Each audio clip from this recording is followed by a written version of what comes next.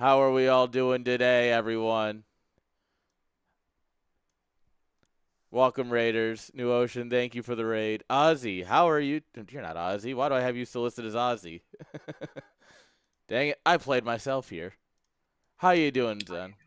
I'm doing pretty good today, buddy. How you doing? Better now that I have you as the right name. Yeah, I just had a quick name change. Had that done by Depot.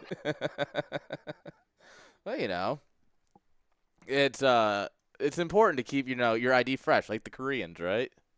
Yeah. Although I don't want to get the digital ID stuff over in the UK personally. I'll say pass on that.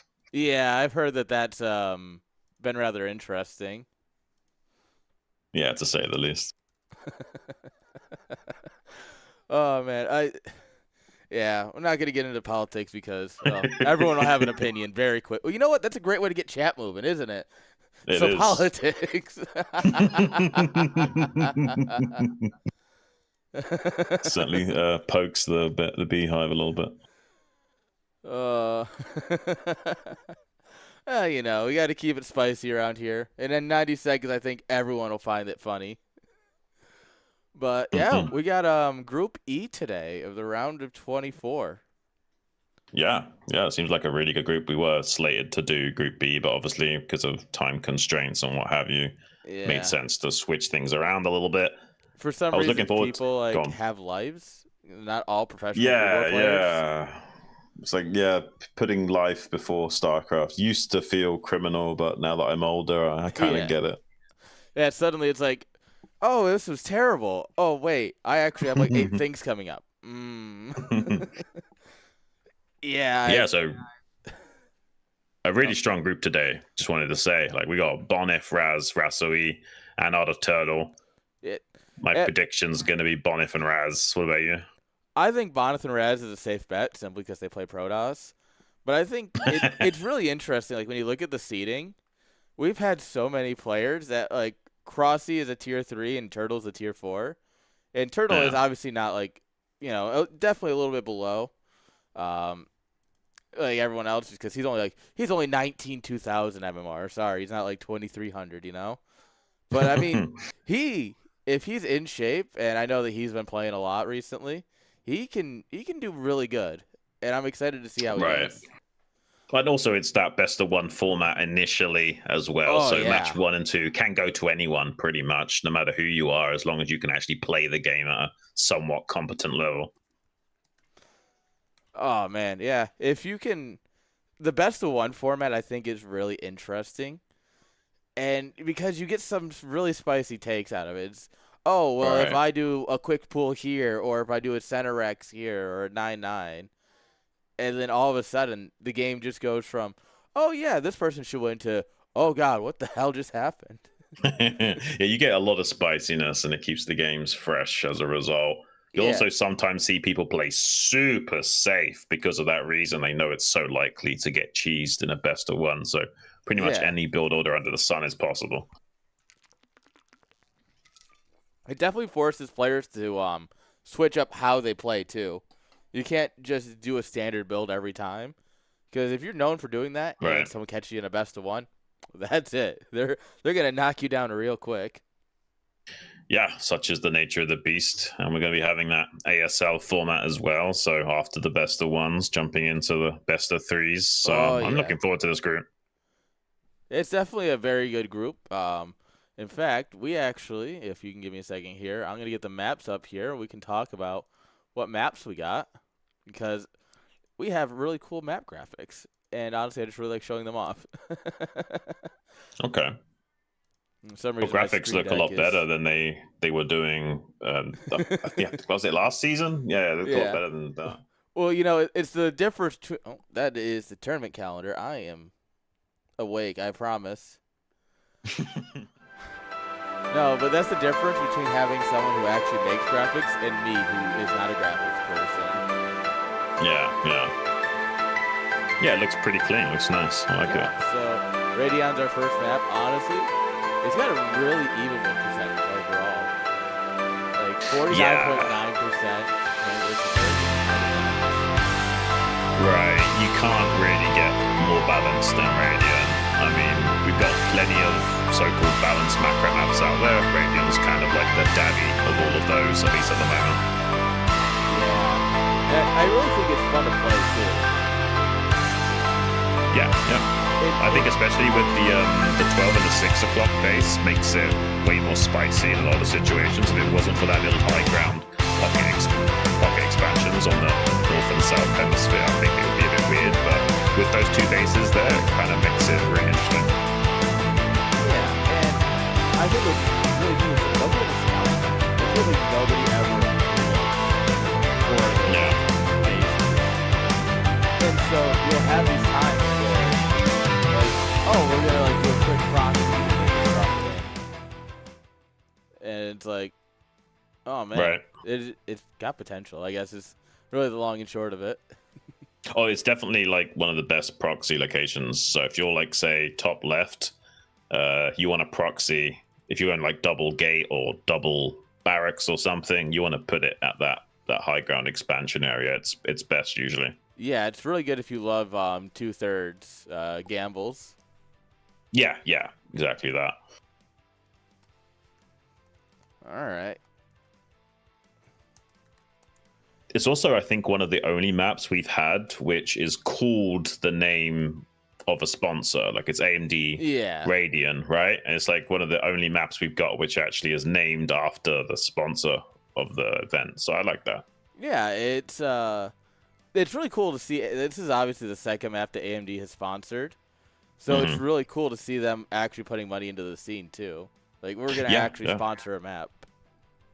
We've had a lot of great sponsors in the StarCraft scene in general. Like we've even had Google with Google Play in ASL recently. Like there's money coming from all kinds of interesting places as of late. So it seems like there's a lot of diehard people up in corporate or whatever that really do want to see the lights stay on in the StarCraft world. Hey, I'm right here if they want to, if they have a couple extra bucks, we won't say no. But I think it's really a good time to be a StarCraft fan. It just genuinely is. Yeah, no, I mean, I thought that this game might fizzle out a little bit quicker than it has done, and I thought that we wouldn't be quite having the scene as it looks right now a few years back, especially when like StarCraft 2 was in full swing and everything. But it seems like Brood War's come back in a big way, and I think that it's going to be that retro RTS that never really dies out because you can't really replace it, right? Like any new game that comes out, it's nothing like Brood War. It's just the reality of it. Yeah, and it's got just this beautiful staying power because it was always ground up, right? It was always everyone loved playing it, everyone enjoyed watching it, and so with that, you always ended up with something that was gonna work forever. Oh, both players are ready, so let's jump right into the action, guys. It's the IPSL Winter 2025, game number 1. Let's go. We got Bonif in the top right, spawning as the yellow Protoss. And his opponent in the bottom right, it's Art of Turtle as the brown Zerg. Oh, and these gamers are looking focused, man. I don't get because I'm observing, I don't get to see the cameras as much, but once in a while I look over and last week, who was it? We had one player. He was God, who was it? I feel bad for blanking. But he was just absolutely so emotive. Every time something happened, you could see it on his face like, ugh. It's one of the reasons why I like the pro gamer Barracks is because he's so emotive and he's got like a deer in headlights with his eyeballs just popping out of his head. Oh yeah, I love players that really bring some energy to the game, like especially when they're emotive on camera or they're fun in interviews stuff, like. So you like watching Artosis play, I guess. If it wasn't for the TTS, absolutely would, But I think a lot of people feel the same on that one. Yeah. He was also quite emotive when he played in BSL last season. Yes. That's a center hatchery from Arto. What?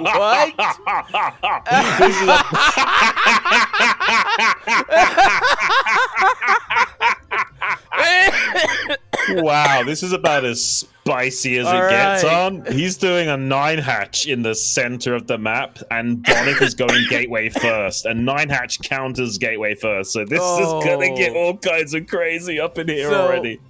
I do think, I don't know, what was it, 5-6 minutes ago, we had mentioned something along the lines of best of ones, they can be spicy. Oh, Bonnick is gonna scan it. No way. Unbelievable. No. What is even? What? He scouts it and he's smiling to himself. Look, he's got a cheeky grin. He does. Oh, the thing is, though, he still went gateway first, right? Yeah, right. Well, usually 9-hatch was designed to counter gateway first when, basically, as the zealot's arriving into your doorway in your natural and it's coming into your main, there's 8 links popping out at the same time to quickly gobble up that zealot. But now that he scouts that it's 9-hatch, he's just going to sit inside of his wall and he's smiling so much right now. Man, sometimes it just works, right? Yeah. I mean, I'm not so sure it'll work necessarily in this time around. He has to basically, try and kill the gateway. Yeah. If it's laughing, he knows how ridiculous this opening is. Oh, I love the best of one format. Oh, man. He's not going to break him, I don't think. I feel like he scouted it far too early. Yeah. The real question is, where do you go from here? You don't. You leave the game. You go back to the lobby. This is where you go, I guess. Yeah, you go to the losers match after this, huh? Well, shoot. I mean, don't get me wrong. Technically, Bonniff could throw the game by moving out with the Zealots, but he shouldn't do that, right? We don't expect someone of Bonniff's caliber to make a misplay like that. Yeah, you absolutely can throw from here, but I don't expect him to throw from here. Right. It's so crazy. ridiculous. You never see this, man. You'll occasionally see proxy hatch in Zerg versus Zerg, but not here. Not in Zerg versus Protoss on Radiant. It's just so crazy. I'm absolutely stealing this. Although, realistically, I would have put it I would have done the 2/3 gamble and put it up at 12 o'clock. Because, so this is something I used to do on Neo Dark Origin. And for legal reasons, I would never do on Litmus if you ever play against me. For legal reasons, I would never do this. But you can take the gas over by the back path and then just mine minerals, mine gas, mine minerals, mine gas to get to open up the path. And if I don't win with that, I'll just take the base. And it's like, well, I've already got the gas here. I'm kind of okay with him taking it in the center. I don't really disagree with that personally. I don't think you necessarily need to hedge your bets by putting at the 12 or 6 o'clock high ground, although probably would have avoided being scouted by the probe had he had done that. Yeah. I'm curious what Turtle's thinking right now, right? Obviously, he's still in the game. I'd be thinking, why me? Why does he have to cross-map scout with the probe against me? Is what I'd be thinking. So Hydrodent's coming up here. He has taken his natural, and it is droning. I don't know if I can call it a game, but he's playing. Well, oh yeah, certainly you can set up some kind of potential Hydra bust. You can still make something work with this. The problem is that Bonniff was smart and made his cannons far back away from the wall, so you can't do the thing where you run up to the wall, snipe the cannons, and then the Zerglings do the rest of the work. So yeah, it's still going to be hard to do much from here, but we'll see. Maybe it's a winnable game still for AOT. I mean, if he can get a quick, I mean, not even a 973, but some sort of quick 3-hatch Hydra bust going, you have a lot of links. If you can take down the Forge or the Gateway and then just send these bad boys in.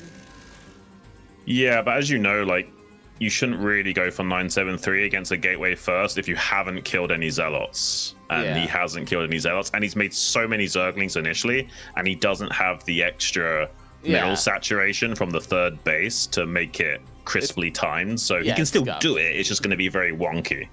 Oh yeah, like anything you do from the point where you decide to put a hatchery in the middle of the map is gonna be scuffed on some level. I think like everyone gets that, but I mean, to say something though is Bonnet has decided to invest in infrastructure because I mean, Zealots are popping now, but he only had 4 for the longest time and decided to go triple gateway, get his Citadel and extra forge. Well, he just knew that he wasn't going to be doing a 5 Zealot move out, so he cut a little bit first, and he's trying to optimize for more Zealots later rather than more Zealots now. Yeah. And if only he had a few more Hydras, he might be able to challenge this wall more. As it stands, I think he's just going to snipe the Forge and Gateway and maybe have a chance at busting, but I think with these extra Zealots pouring in and the 4th cannon warping in, I don't think... Oh, he's even got speed already. This is crazy. He's going to try and challenge him and save for the +1 timing. Already trading pretty good against this Hydra Ling, and the +1's just about to finish up. He just wants to guarantee finishing that upgrade here. Yeah, and I mean, that was beautiful. We brought in the Lings and everything and just barely didn't lose everything. And that's only because Bonnet pulled back, really. Yeah, but we don't Bonnet have is so good at trading because we don't have any money for it. We didn't have time for it, and without Hydra speed, you know. Oof. Hydra kind of this feels bad. Yeah, I have to commend AOT though for going for this strategy. Like, he's just unlucky that Bonif happened to cross map scout to try and find the close position spawns. It's just unlucky. Yeah, all right, he's got a bunch of Hydras at home that just haven't rallied out yet. But, yeah, I mean, if you have the same amount of Hydras as he does Zealots, he's got speed and +1.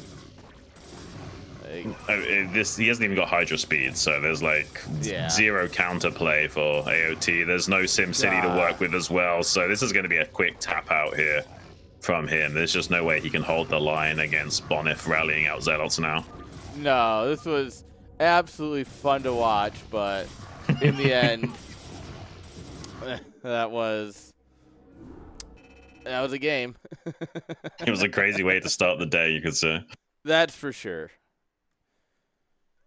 Oh, man. So, I mean, admittedly, a little expected Bonnet in the winners match. Yeah. Who could have seen that one coming? Yeah. Now, does Raz also take it and join him in that for a Protoss versus Protoss? I'm curious. I'm not too sure about this Rasoi guy. He's a Terran Polish player from IRK. I don't really know much else about him. Oh, he's pretty good. I think he's somewhere around that AS range, not 100%. Okay. He just kind of shows up, plays, and he does pretty well. Oh, in that best of 1 format, anyone. And so if he's a decent rank behind that, yeah, he might cause a little bit of an upset here and smash Raz too. We've got a little bit of a nation war scenario as well, right? Because you got the 2 Polish players facing off against the 2 American players in these first best of 1s.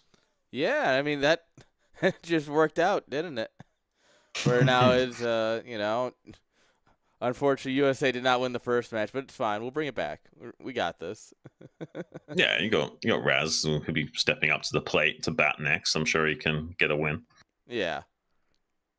I think he's hiding still, so he's practicing how to split against vultures and stuff. He's like, all right, come on, got to get that last minute practice in. Yeah. I feel bad for the Turtle, though. Like, I kind of wanted that strategy to work because it's just so ballsy to go for. Oh, yeah. If it had worked, that would have been that would have been the most talked about thing. Like, that would be the thing everyone remembered today of, like, holy crap, he did it and it worked. That's one of the very big similarities between StarCraft and poker is that when you make those crazy moves like that, you either look like a genius or a sausage monkey, and there's not much in between. Yeah. Well, the good news is that especially at poker, I always look like a sausage monkey. So, like, it is what it is. I haven't played poker in a long time, but kind of miss it. There's a StarCraft 2 tournament, Home Story Cup, and we have a poker table in the basement that we it's for like the VIP tickets, and it's like usually just the casters and the same 8 to 10 people that come every Home Story Cup and all play poker against each other. Oh, so, nice. So no limit hold'em, or what do you play? We play, it's like dollar antes the whole time. but you can buy in for as much as you want. There's Yeah, but like, what's the actual format of poker that you're oh playing? yeah, sorry, Texas Hold'em. Yeah, Nothing fancy. yeah, okay. There's a guy, Jacob. He's a software dev, and he shows up and but like Sunday or we'll play Friday and Saturday and Sunday morning or I'm like, so Jacob, what like how you doing? So he's like, oh, I'm down like 4,000 euro. I'm like, you good? He's like, hey, I'll win it back today. And by the end of the night, he's like, I'm only down 3,000 euro. And I'm like, Jacob, I love you. Yeah, maybe gambling's not for you, buddy. He does it because he loves it. He actually bought a poker table because we had an old shitty one that didn't even have cup holders. Like it had the holes, but the actual cup holders were gone. And so he went and he bought like a really nice poker table for everyone to use. And it's sick. Yeah, he's a great dude. Nice. But Ozzy said that Rasui is almost as good as him, but he's not as Polish or something. Slightly okay. Slightly more Polish than Ozzy makes a little bit more sense than slightly less Polish than Ozzy, unless I don't know that much about Ozzy, which I guess is possible. But AOT's in the chat as well. Yeah, I appreciated the big balls, AOT. I feel bad for you that it went bad. Yeah, that is what it is. Yeah, can't win them all. Yeah, you got to try for something like that. Best of one, you got to try for it. Yeah, man. You got to risk it for the biscuit sometimes. It is what it is. Oh. All right. Razui is just finishing up a smoke, so we got a few seconds here while he finishes up. I think he expected Turtle to take a little bit longer with that. Yeah, the game was pretty quick, I guess. And in his defense, if it was a macro game, it might have lasted like 2 minutes longer, which is enough to smoke. Yeah, unfortunately, there's not much way you can win a game like that unless you trade exceptionally well, which is hard to do. You got to get that early damage, and if you don't, then like, congrats, that's the build. Yeah, that's the nature of StarCraft. When you make big investments, you need big compensation, or you just fall behind. Yeah, and anytime you do it, like mutas, if you go into mutas, if you decide to go into carriers, whatever you do, it always has to pay off in something. Whether it's just taking the third base or, winning the game. Exactly that, yeah. When I 4-pull, I know what I got to do.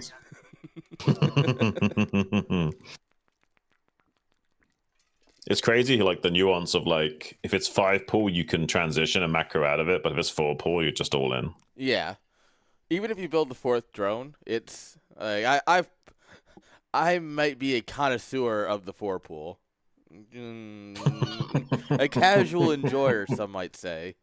Oh yeah. And I have played around with different timings and everything, and unless you get them down to 4 SCVs and they just refuse to quit for some reason, you're not coming back. Yeah, and usually if they do just pull all their SCVs, you still can't kill them if they micro well. Oh god.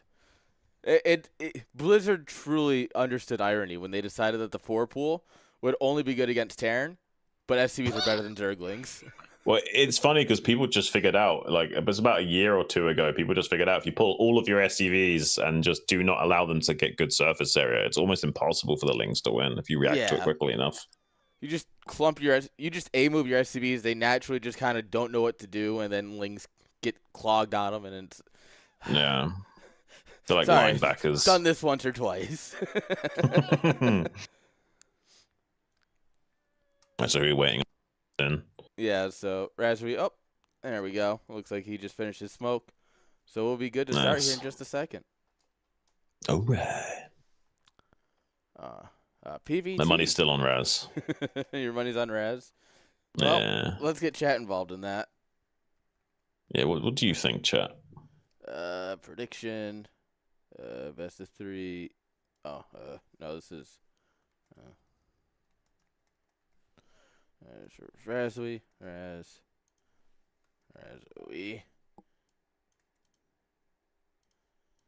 All right.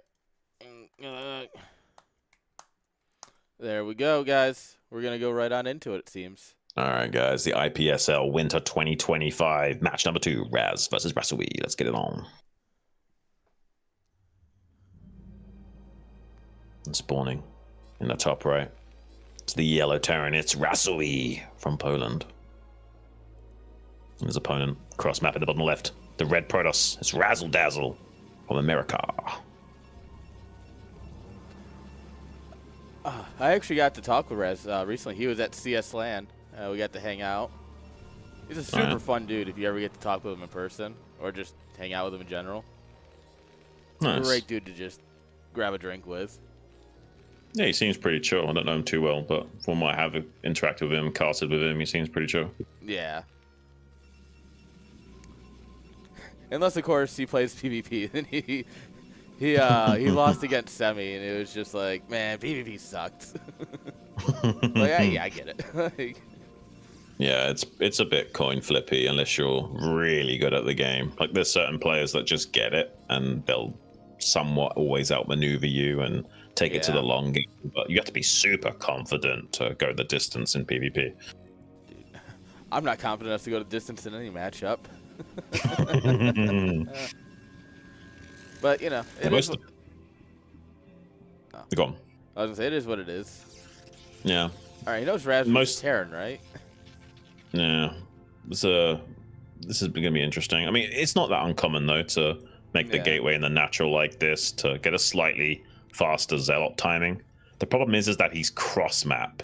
Yeah. And what you'll see Raz do is he's going to scout. He might scout the middle to check for like an 8-Rax BBS, but he could also commit to the cross-map scout and try and see if he's close spawns or not. Because if he knew that he wasn't close spawns, he could maybe optimize his build order, but he might find out too late to do that and be a bit unfortunate because there's like an extra 6-7 seconds walking distance, and this Zealot will not be as effective as it should be. Yeah. There's a world where he just goes full Protoss brain and just right-clicks his probe across the map, accidentally finds Terran, and then walks a Zealot in here and wins the game. Like, I've seen Artosis play. I know that's possible. Yeah. Or also he could, like, you know, slow down that Zealot timing and not rely on it so much. Now, once he knows it's cross-map, because he knows the timing won't be good enough. Yeah. And he can, like, go for a fast Nexus play or something. Like, do, like, a gateway into Nexus. You can be a little bit greedy knowing that it's cross-map, you know? Some options there. Yeah, I think he's going to come up here, and if he's got his Zealot building, he should cancel it and try and get that Nexus timing. I think that was a 12 gas from Wrestle. I think that was like a 229 or 230 factory timing, so pretty standard from him. Yeah. Well, if he's as good as Ozzy, then he's definitely pretty good at the game. So. Yeah, Ozzy's not bad. All right. Okay, he seems to really not want this probe inside his base. He's scared of the Zealot follow-up, like every Terran. Well, he's going to have to come back to the safety of his high ground for now, and at least until the second Marine is out. And ideally, he doesn't want to waste mining time by having these two SCVs off the line like this. You only really want to pull the SCVs when you start to lose the Marine micro. That's a lot of wasted mining time. Raz went for the second Zealot, by the way.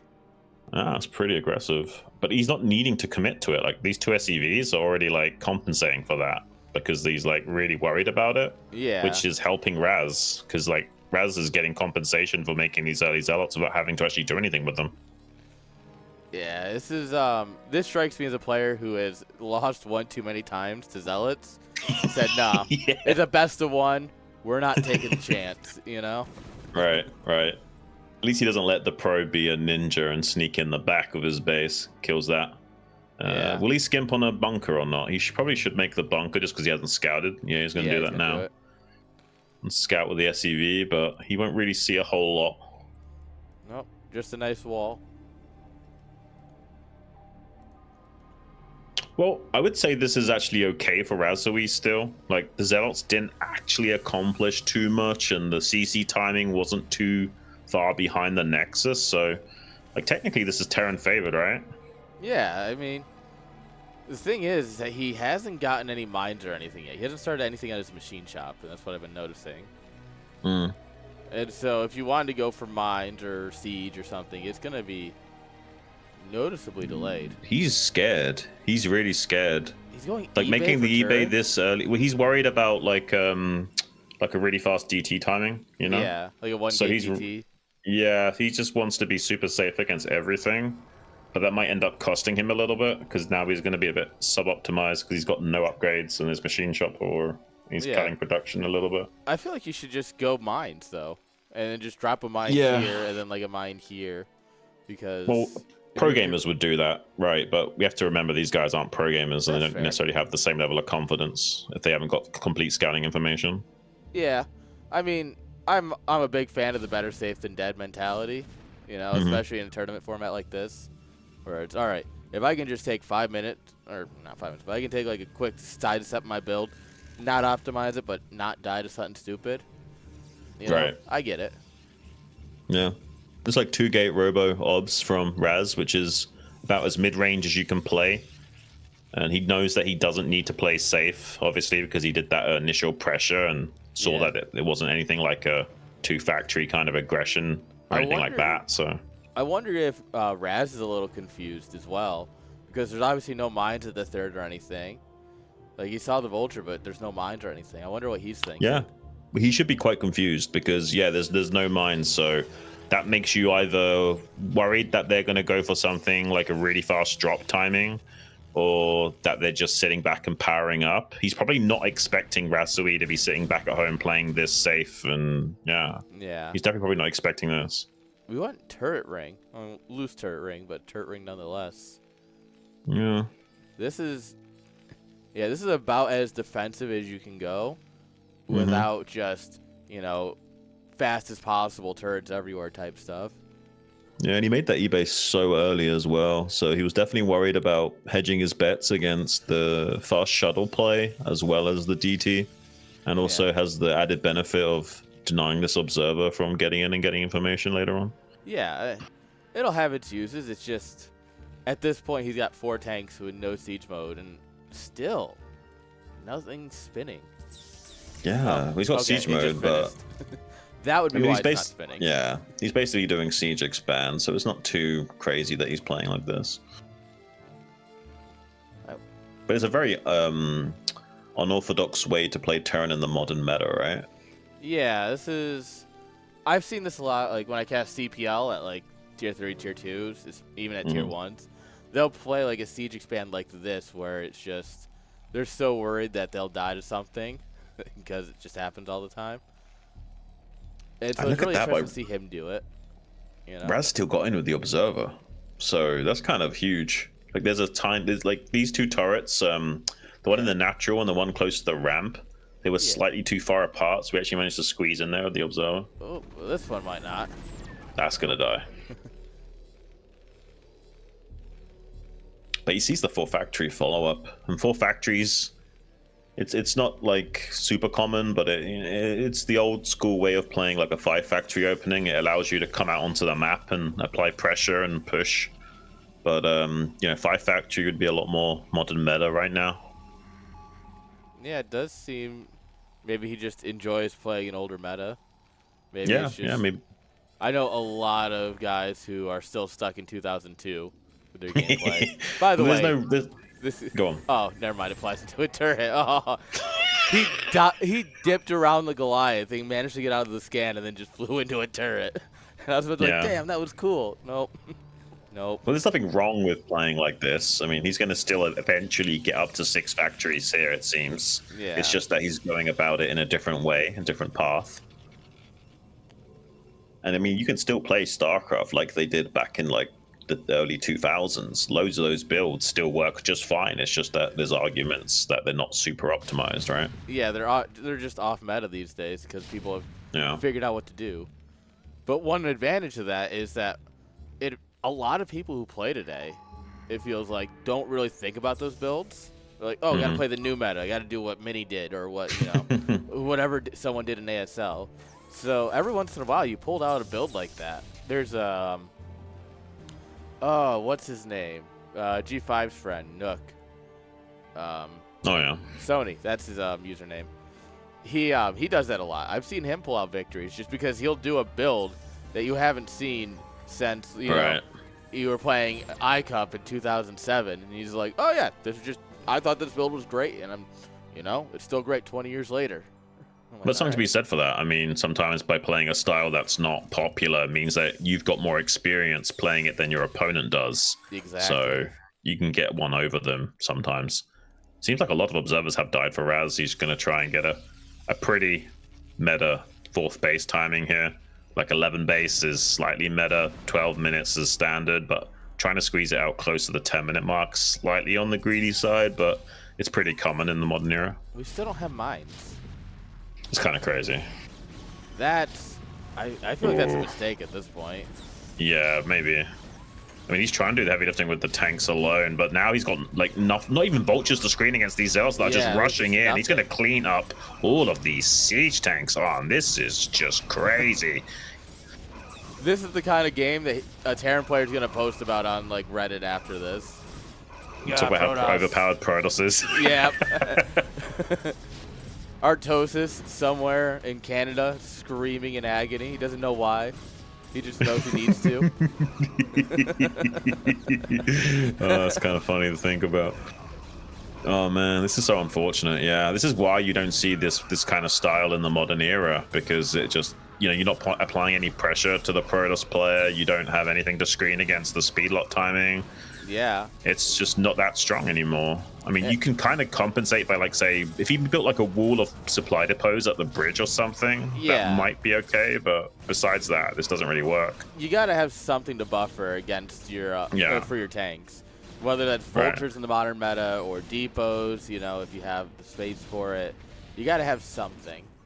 Yeah, yeah. People are just too good at their timings these days. Like back in the day, like this kind of attack would happen later, you know, and you could kind of get away with it more. But everyone's just so good with their optimizations now that it's easier to punish those kinds of plays. Oh, eBay burns down. Well, this isn't too terrible. I mean, he still has the third command center. He did kill off all of the dragoons. Yeah. I mean, he's not dead, you know? Like, there is a world in which he slowly turns this into a win still. Yeah. They both did a really good army reset. Like, we knocked down all but, like, 2 of the tanks, and now we're building a few more. But we're getting... We knocked down all the goons. It was a pretty good army trade out, denying the third. Yeah. Got all the way in. He did kill a handful of SCVs, too, diving the mineral line. I mean, I think this went about as good for Rasui as he could have hoped for, actually. Like, that was so bad that would have been a GG in most situations, but the fact that he traded off all the Dragoons and the Zealots and still has the third CC, it's not too terrible. No, it's still a very playable position. He just needs to sit back, lick his wounds, ideally come over here and try and build some depots or something before he takes it again. He should definitely do that. But he is going to be kind of relegated to just sitting back for the majority of this game, though. Like, after losing that many tanks, like, a push timing is kind of out of the realms of possibility, at least for now. Yeah, he can't do anything guaranteed until he hits 2-1, but realistically, I'd love to see him go into drops at this point. I think he's going up to 10 factories, by the way. Oh my. 2, 4, 6, 8. Yeah, that's a lot of factories. That's crazy. I mean, 9 I can get behind, but 10 means you either are not confident in your macro or you're trying to make a statement. I have so many factories, let me tell you. Well, he needs to take this third if he wants to afford the pump on those factories. He's going to have to go quicker than this to seize that base. And look at Raz, he's already in position to try and pounce on top of that. Yeah, you saw him setting up and went, well, you could. Round 2, fight! I mean, this is going okay. He's got some vultures to mop up the zealots now, so as long as he doesn't lose this CC on the exit. Oh, he's not got anything to cover it, though. No, this is bad. Oh, this is bad. That's so close. I think it might just barely live, actually. Oh, Dragoons are stupid. There's no observer as well. There is. Oh, the observer dies trying to get over there. Oh, man. And there's another one going to get wrapped. Do you know what? This fight's going okay for Terran. You know that, right? Yeah. Like, this is actually kind of crazy. Like, Raz shouldn't be struggling this much. No, it's only +1 Terran. It's not like it's a 2-1 timing or anything. No mines. This is actually good for Terran. Like, this is kind of crazy to say, but I feel isn't it? StarCraft's such a crazy game. Oh, this is some Dragoons as well. StarCraft's such a crazy game that sometimes when you do bad, it helps because your opponent overextends and does crazy stuff, and then you win. If you can get your opponent to overextend, that is the easiest win condition you can find. This is crazy. Like, what a table flip of a game right now. Yeah. All Raz had to do was, like, not feed too much, and he's managed to do it. But that's the problem, right? You start winning so much, you like just want to ram it down. He's winning so much he thinks he can go carriers here, which is He I think can, but it's a little early, especially with no ground army. Yeah, but the problem is that it's cross map, so it's hard to leverage the carriers because you have to fight in open ground as well. So it's like, this was like horizontal spawns or something or whatever. It wouldn't be too bad, but in cross map, it's a little bit awkward to go carriers here. And I mean, 2 carriers with 3 interceptors each is not going to kill a tank like anytime soon. It takes a little bit. I mean, he still will trade pretty good against this and kind of stop too much damage from coming out, but Rasui managed to find himself into a pretty good spot. Let's see if he can kill a bunch of probes, because he hasn't yet knocked down the economy too much of Raz. Like, he's done a great job of just getting in the... Yeah, I mean, Raz could still flip the script on him unless he gets down here with a bunch of Goliaths right now. I don't think he made a round of Goliaths either. He just came down with more vultures and tanks. Yeah. There's the first Goliath coming out. Seems like I think he queued up units. Yeah. He must have queued up units, and now he's going to pay the price for it. Oof. That's a shame. Because if he made like a round of Goliaths as soon as he saw those carriers, he probably could have won this game. Yeah. Queuing units, while useful, does not count as macro, in my opinion. Yeah, he's giving Raz a way back into this game in a quite a large fashion right now. Raz he's still in a good spot though. To make sure he loses.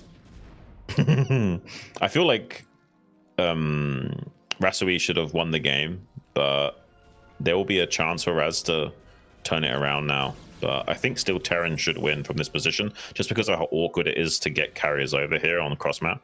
Yeah, and the fact that he's about to lose them all. Oh no, he's not even looking. He's not even looking. Oh gosh. Yeah. One already down. He doesn't actually have to fight the carriers as well. Like, he could just kill interceptors. Yeah. But he's a Terran player. He's getting greedy. He wants the carriers. Yeah, I don't blame him. In the open field, you should always try and chase the carrier down if you can help it. Man, what a weird game. This is, yeah.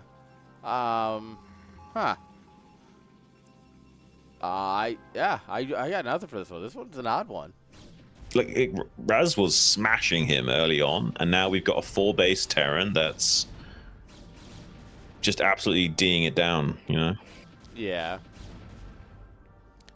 And it doesn't feel like at any point, like, obviously Raz overextended when he was in some of those fights, but it doesn't feel like he really should have lost in this one. Like, you know what I mean?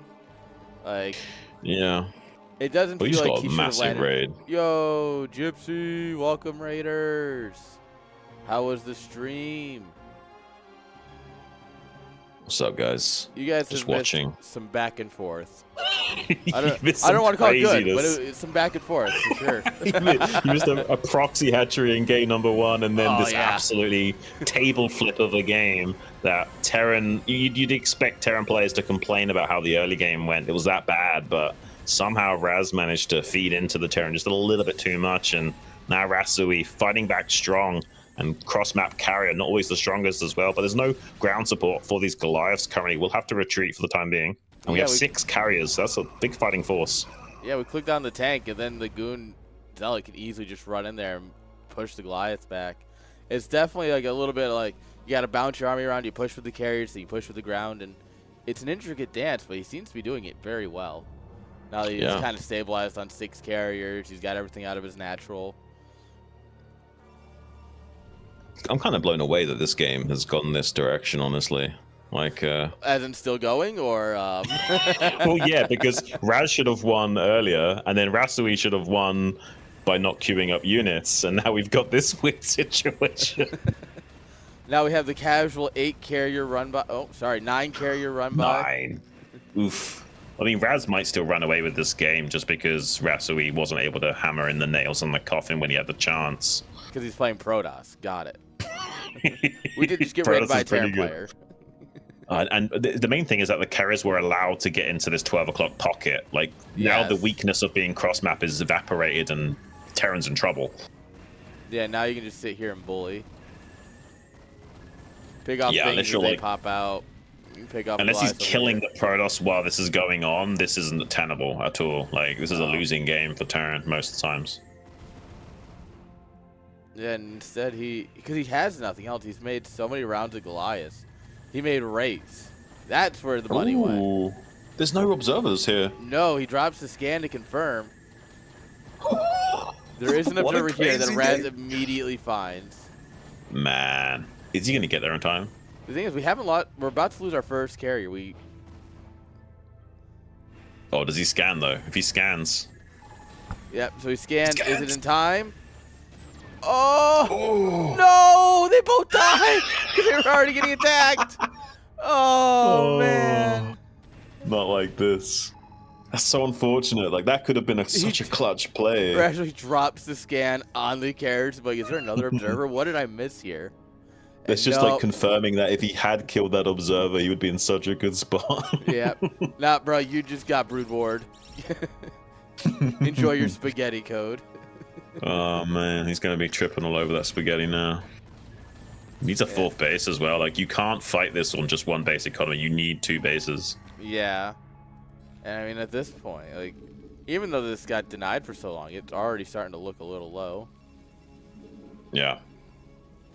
Yeah, the reality is you just can't even afford to pump units on one base as Terran. Like, with 2 bases, you've always got a fighting chance, but with 1, it's like a losing battle.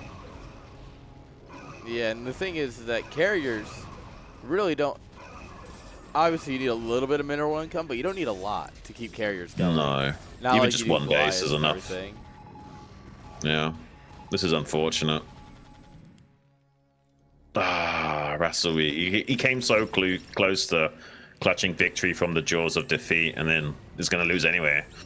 No, it was one heck of a game, and I'm honestly, like, this game is full of twists and turns. I wouldn't really know where to begin if he was like reviewing it for like, all right, what went right and wrong. It's like so much, so much. That's it. It's almost too much to say. Yeah. I mean, this is something, I guess, but you can't stop these carriers anymore. Yeah, he just lost his only mining base. He is setting up 12 o'clock. And he's got top left as well. Top left, yeah. So, like, in theory, if he could somehow keep the carriers at bay, he would be alive, but that's easier said than done on. Yeah, and especially now they're about to try and hop on the production here. Yeah, this is like the checkmate move from the Protoss by forcing a fight on the top of the factories, and if they don't fight you, you kill the factories, and if they do fight you, you kill all of the Goliaths. It's like a win-win scenario here for Raz. And SimCity just works against you, you know? Like, he can't get his Goliaths in here to actually get a proper engage. They're stuck Congo lining in. Right. Yeah, it's a pretty brutal spot to be in. He would need like twice this many Goliaths to even have a chance, and even then it's still lost. It's unfortunate, but we're going to be having that Protoss versus Protoss winners game, it seems, like we thought we would be.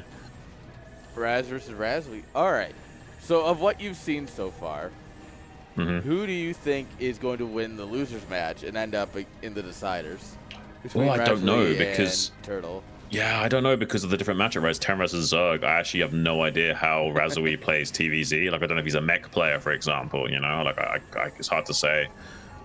He seems pretty okay though. Like, he seems solid. Yeah, it's an interesting call. I'm not 100% sure which way.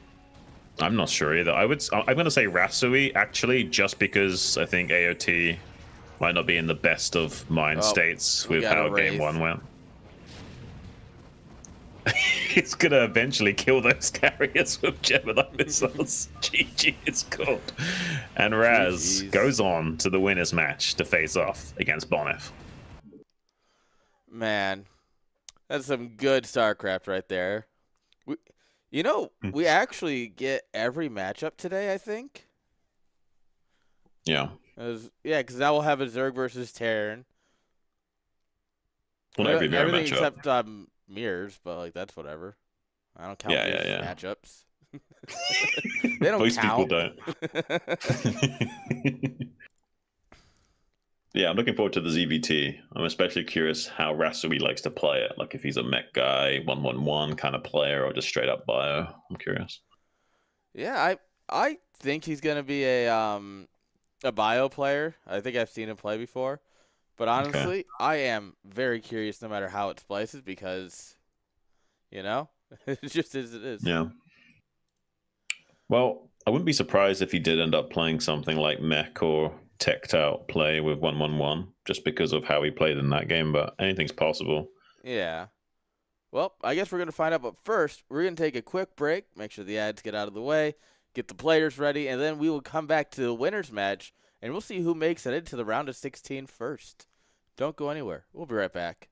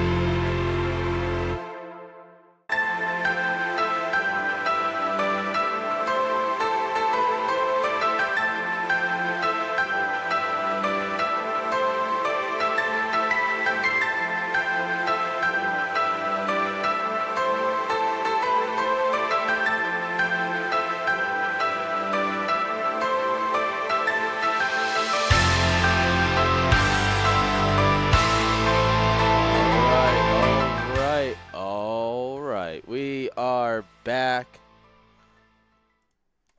All right. Hope you guys enjoyed your break. Get your drinks, because now we have a best of 3 PvP action. You there? We're going to see Dragoons and Reavers, guys. You didn't say anything, and I was like, you were just talking 30 seconds ago. What happened? You had a small panic attack. I was waiting a few extra seconds to see if you were going to continue on. Oh, that's fair. Okay. You had the dramatic pause. So, I wasn't ready for the dramatic pause. Nice. Okay. Emotional roller coaster here. It really is. So both players vetoed a Tempest, our 4-player map on one of them. So now we actually, this is the first time Litmus has been played so far in the round of 24. Nice. I think it's a crazy map. I think I lied. I think it was played once, but it's been vetoed by almost everyone, like consistently. Everyone's like, but it's just so like different. There's too much different range of play. Like you could even play like one base Terran on this map, you know, like there's so much stuff you can do. Yes, and that was the one game we saw was Radley last week. And I looked at like Ozzy and I were casting, and I went, I think he's about to just one base 2-fact and grab both gases and do double machine shop. And Ozzy just goes, that is the most unimaginably dumb thing I've ever heard. And then he did it. And I could see it. I just started dying laughing. Yeah, he's like, there's no way. It happens. Like, son of a. I didn't see that game, but I could actually see that happening for sure. Oh, yeah. Group A was an absolute riot as well. And I think that's kind of the running theme so far is that these groups have been not only high level, but also just a lot of fun. Yeah, well, isn't Radley like also just in general like known for doing pretty crazy off-meta stuff as well? And he did a lot of it. And he actually almost won some games with it too. Well, he does. He's the guy that does like ghosts versus pros, right? Nukes, like mass lockdowns and stuff. Yeah. EMP the next before you nuke it, so you kill it. That's the boxer style from back in the day. Oh yeah, it's so much fun to watch. Yeah, like, it's good fun, you know. We could actually enjoy StarCraft, believe it or not. Well, I mean, at the end of the day, it's a game. You're supposed to be having fun while playing, so maybe these other guys are doing it wrong, but taking it too seriously. I mean, I don't take anything too seriously. That's my motto. Like, yeah, you know.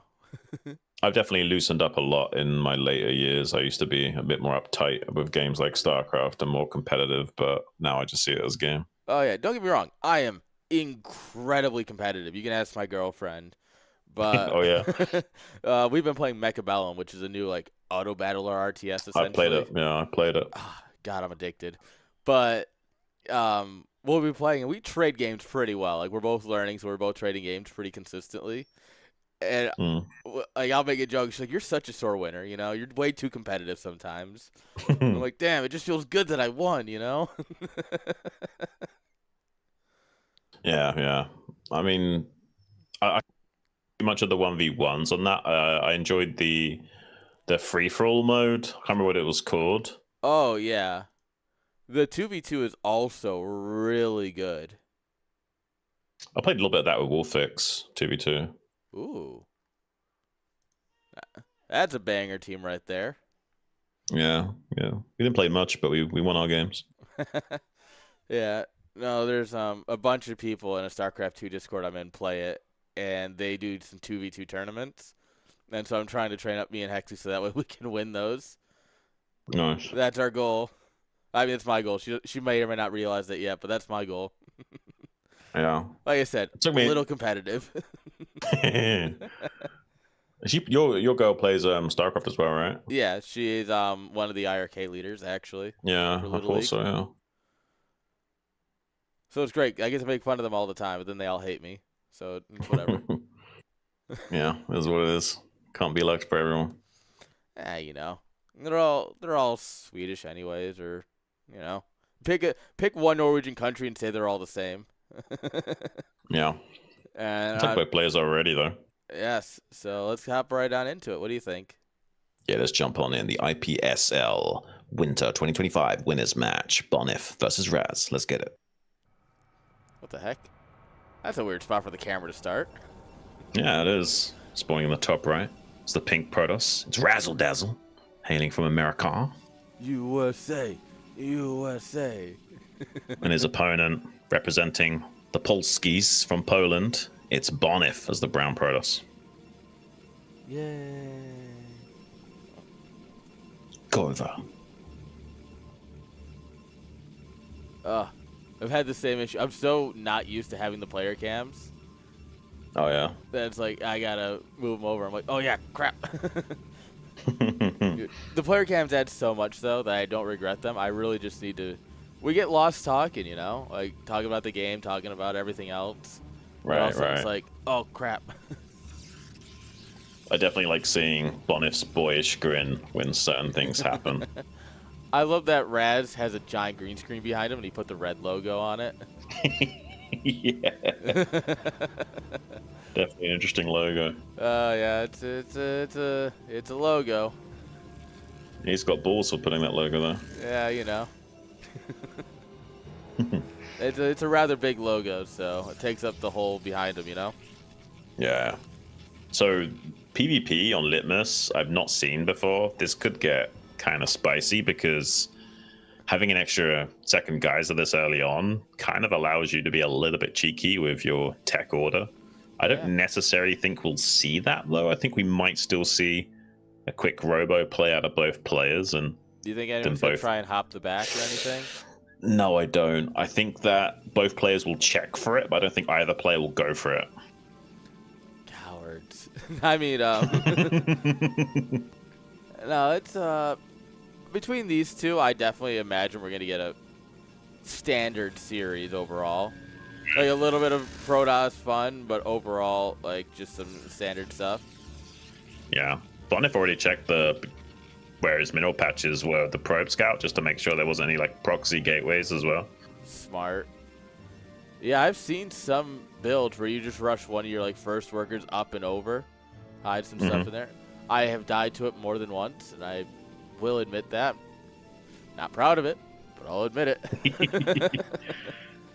Well, Zerg is like the hardest race to glitch units over the mineral patches on maps like this. Protoss have it so much easier, trying to squeeze a Dragoon or a Zealot over there. Terran's quite easy to do the Vulture as well. Yeah, it's unfortunately our units are... we have the trade-off of that our units are responsive, which means that we can't jump them over minerals at all. Yeah, they're too small to get over the minerals easily, unfortunately, especially the Zerglings. Yeah. It is what it is. I wonder if we're going to get any Manor Pylons or anything. Both of them are diving around the mineral line. Yeah, he's looking for like he might try and go for it, but maybe not. Oh. They're trying to zap each other here and there, too. It used to be so common that players would even like... Whoa! What was that? How does he kill a probe? Bonif is insanely good, man. I give up. Guys, why do any of us play the game when people like Bonif play? He's insanely good. What I notice about Bonif is he always does these like tiny micro trades, like throughout the entire game. Like it doesn't matter if it's a Dragoon, a Probe, a Reaver, whatever it is, he'll find a way of forcing an interaction and just slowly whittling you down. Yeah, I don't get it, honestly. I truly wish I did. Because it seems like such a good way to play where you're not focused on the... like obviously, you know, you focus on the big things in StarCraft, but he's always getting like that probe. He spent so much extra effort just to make sure he killed one probe. Does it make a big difference? I think so. I think it makes a big difference. For sure. It's not just losing out on the 50 minerals per minute per worker. It's losing out on the psychological warfare aspect. Like that doesn't feel good as a player. You know, when that happens, it kind of psychs you out, right? Yeah. I'd also like to point out, if you look here, we've got a handful of damage probes on Bonus mineral line. Like where Raz was trying to do the same thing and just wasn't able to get a kill. Right. Ooh, this is crazy. He's gonna get a Dragoon for free. Yeah, Raz is in trouble. A Dragoon here? I think it's just a mistake here from Raz, and maybe he was wanting to confirm whether or not there was a fast Nexus, but he actually somehow doesn't lose the Dragoon as well, which is even more crazy than the fact that the Dragoon was there in the first place. Yeah, getting that out is nuts. That's wild. All right. And both players did rush for that robo like I thought. All right, so I don't see an observatory here for Raz, though. It's going to be 2-gate Robo versus 1-gate Robo Ops. Yeah.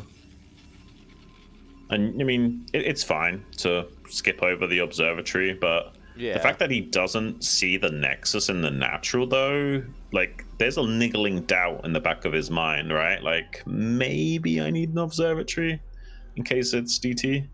I think he just doesn't think Bonif will do DTs. Probably not. Yeah, he should know that Bonif is like one of these guys that one of Bonif's biggest weaknesses is that he doesn't have big variations in his plays, if you know what I'm saying. Like, he has a very linear way of playing the game. He's very good at it. He's very good micro, and the way he forces interactions is all fantastic. But the reality is he doesn't have like a wide build order variety. Yeah, I know a few players like that, both Brood War and StarCraft 2, and it works really well. If you can do one thing really well, you can make it very far, right? Oh, yeah. But in a format like this, where you have time, you know your opponent weeks ahead of time, you have time to prepare, I'm sure Raz was studying those replays going, yes, oh, he doesn't do DTs or anything. Not worried about Absolutely. 100% Raz has studied how Bonif plays PvP and noticed that there's a few holes in it that he can kind of get away with, which is why he's happy to just slug out this Reaver to the natural. Yeah. And I think, like, if you compare this to, like, the bracketed format of CSL Pro, right? I don't think you'd ever see Raz doing something like this in that bracket.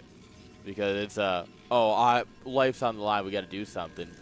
Versus here where it's like, no, you know, I know he's not going to do it. Watched enough replays, took the time, learned, and here we are. Yeah. Yeah, I mean, he probably wouldn't go observerless had he not studied those games from Bonif. Yeah. Which is the reality of the situation. And that's one of the things I think that it gets talked about from time to time, but I feel like it does get left out a lot when people talk about the Star League format, is that one of its perks is that players just have time to prep. And that leads to a lot more interesting games. That's for sure.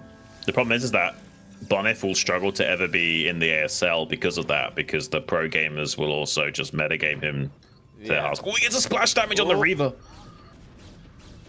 Oh, he's going to try and dive with that shuttle, get some good face shots. He kills the shuttle. Raz has total advantage right now. This is going really good for Raz. Can he capitalize on this? So far, good trading, though, from Bonif, shutting this down as well. He loses the Reaver, but so does Raz lose his shuttle, it looks like. So both players trading off their Reavers. But he's going to lose the Reavers, and Raz is going to have to tap out because of the superior economy of Bonif here. Some spicy fights there, but in the end, just I think diving it looked right, but it just didn't, like, he lost too much on the dive. Yeah. But he almost made it work. Like, he got a free splash hit on the Reaver to start things off when he connected with the pylon, and he softened it up a little bit, and it looked like it was going to go well, but he took some major big scarab hits on his Dragoons as he tried to push in. Oh, yeah. And Bonif had better splits, so if you look at that group of 3 on the right, we had one big connection on him, and as soon as he saw the second scarab, he pulled them all back, and it wasn't an issue. Yeah, Bonif is really good at target firing with his Reavers as well. Like, he always finds those money scarabs in the goon battles. Yeah, and that is just one of those, like, we've talked about a few things that, like, these small fights and stuff like that make you, like, you know, a better player. And it's things like that, too, just being able to micro the right units at the right time, not over-microing or anti-microing. Yeah. So we've had Tempest banned. I'm not sure what the other ban was. Also Tempest. Oh, okay. So our lineup is Litmus, Dominator, and Knockout. Okay. Looks like both players are ready, guys. So we're going to be jumping into our next game. No breaks on these trains. Winter 2025. Game number 2, Bonif versus Raz on Dominator. Let's get it.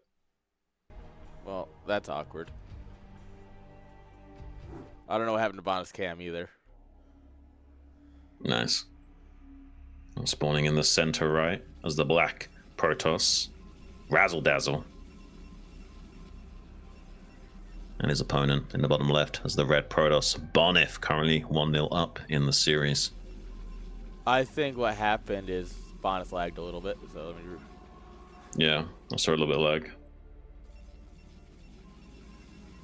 It is what it is. Playing cross regions and all that. Oh yeah, his camera just dropped off the website too. So. Oof. As long as he's still connected to the game, That's I'm something, fine. right? I'm fine without a camera, you know. The game doesn't seem too laggy, so we should be good. Yeah, and I mean that's the nice part about setting it to turn rate and just letting it go. Oh, dynamic is so bad. Don't rely on that. I like dynamic in some scenarios. Like dynamic's good if you want to figure out what turn rate you can actually play at. Sure, but that's about the only situation. In any other case, Yeah. it'll drop really badly with a bad spike and take such a long time to recover. It just doesn't recover. Yeah, that's the biggest issue. Like if it recovered quickly, if you went back up, like, oh, it's laggy, it drops down to like 16 or whatever, and then it jumps back up to 20. It's like, okay, that's fine. Yeah. But you end up playing 5 minutes at turn rate 8 because it dipped, and you're like, come on. I mean, I would only want to use dynamic to like do a test game for 2 minutes to see what the game decides we should play at, and that's the only reason I would ever use dynamic. That's and a great use of it. even then, I would prefer to like test manually, like turn rate 20, turn rate 16, and figure it out manually with a few test games in a row. But it is what it is. Yeah. I mean, admittedly, I'm a little spoiled. I have really good internet, so I generally am fine at whatever turn rate. Well, it doesn't always work out for ping across the globe as well, right? If you played against an Australian, I'm sure your good internet wouldn't say that's much. because their packets come in upside down, and that's more of just the overhead of my router flipping the packets. They flush right the other direction, so yeah, can't read them quite the same way. The fiber light, normally it's like one side's out, but there it's backwards. It is what it is. But oh no. Oh. Raz lagging. Interesting. That's not what was on my bingo card. Yeah, I wouldn't have caught that. Okay, so now Bonif going back to harassing the probes yet again. He killed one in that last game on Litmus. And this time Raz is going to be wanting to stop that from occurring again. So it won't not be crazy if he starts chasing around this probe a little bit and putting some more return fire onto it. One thing he did do is he walled down here, so the probe can't circle behind the minerals this time. Yeah, that's not a bad spot. What are you doing there, bud? Yeah, he's just chilling. I don't know if he's forgot about it or he wants to do a delayed scout maybe into the main. Oh, well, never mind. Probes can't fit through there. Ha ha! Joke's on all of us. How dare we think we understand Brood War? Yeah, unfortunately not. There's so much intricacies to this game. I don't think one person. It's like kind of like how doctors work, right? They will like specialize on different parts of the body, and no one knows everything. Yeah, that's why I specialize in 4 pools and other miscellaneous all-ins. All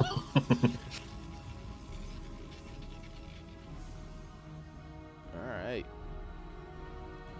What do we got? Gateway? Okay, so he is going to proxy over here. Okay, well, you could make another second. You could make the third gateway here as well. Yeah. Yeah, you're gonna get a 3-gate goon. You thinking? Yeah.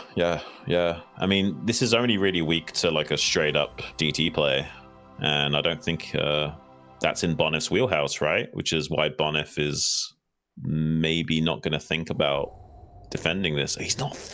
How close did he come to going up that ramp with the Dragoon? Like, he was so close to working up that ramp with the Dragoon. And I feel he's like going to catch this. Almost like Dragoon pathing, almost accidentally scouted that. Yeah, you're not wrong. It did seem like that. Okay, well, the Zealot's going to come out and help make this trade go his way if he pushes all the way to the pizza slice outside the natural. And he didn't take too much besides shield damage from that chase, but the lag is kind of annoying. Yeah, it does feel like it's getting a little choppy here. But if saying it's me. Yes, I mean, what? Yeah, I'm fine if they need a pause to fix this. Well, it's a good thing he's got the red logo. Yeah. Sometimes it is, the miracle that is the internet is not perfect. As someone who works in internet can tell you. Yeah, that's one of the unfortunate things is that even if you've got a high speed internet, doesn't mean you have, stable connectivity. God, no, it doesn't. And people don't understand that. And that's, Yeah. without getting mad, that's all I can say. All right. Looks like internet is stabilized. Internet machine is working again. Nice. All right, so we're going to try and go out here, actually. 4 goons. 3 goons and a zealot. Yeah.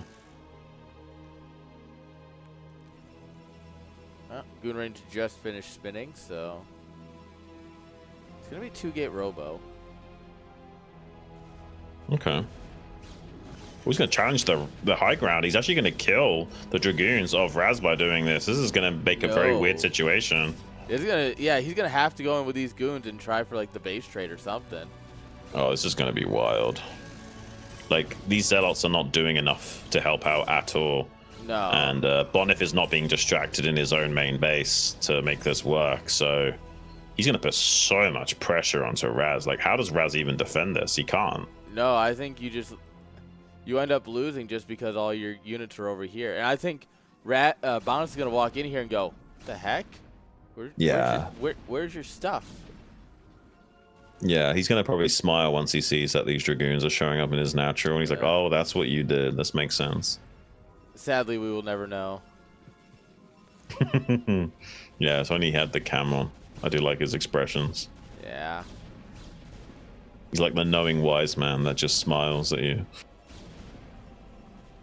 All right. I mean, this is technically a base trade, but the problem is that Raz has stopped mining sooner.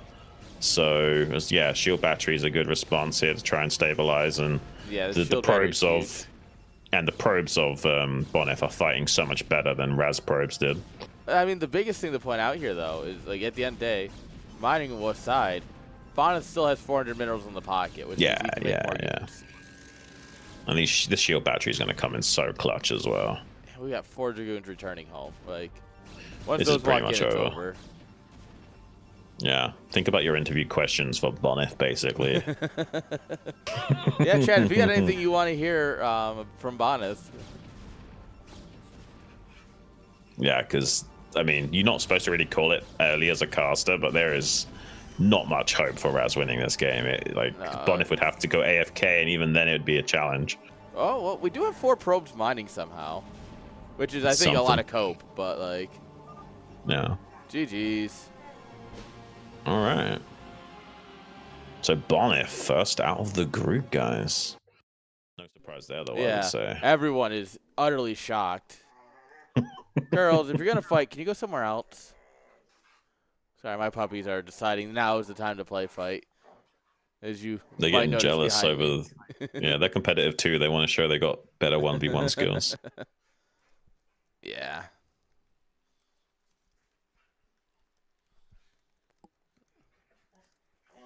All right, I'm grabbing Bonnet real quick. Girls, if you're going to fight, go.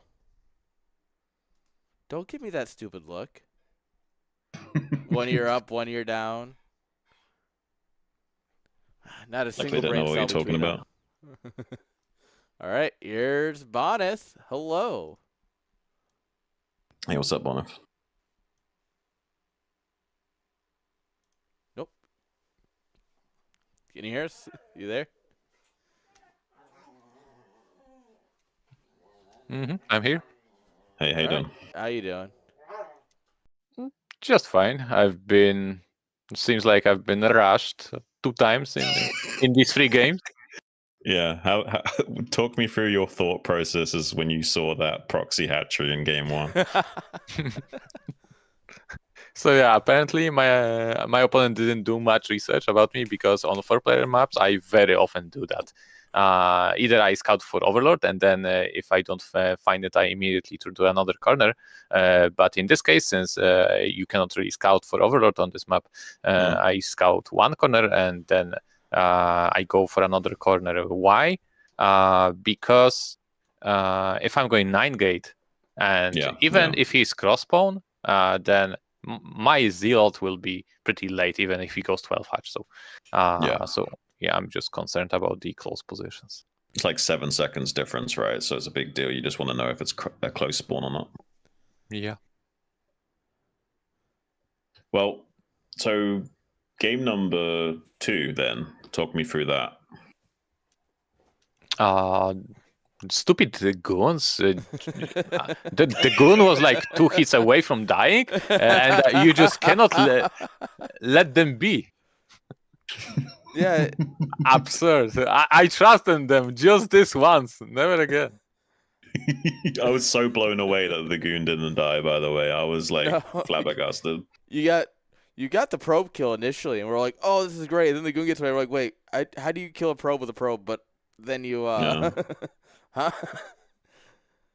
I just trusted the gun. So it's like this gun was like 3 hits, maybe maximum 4, and he was running towards my base. I'm like, no way, this gun is just dead. Okay, I'm just gonna do stuff in my base.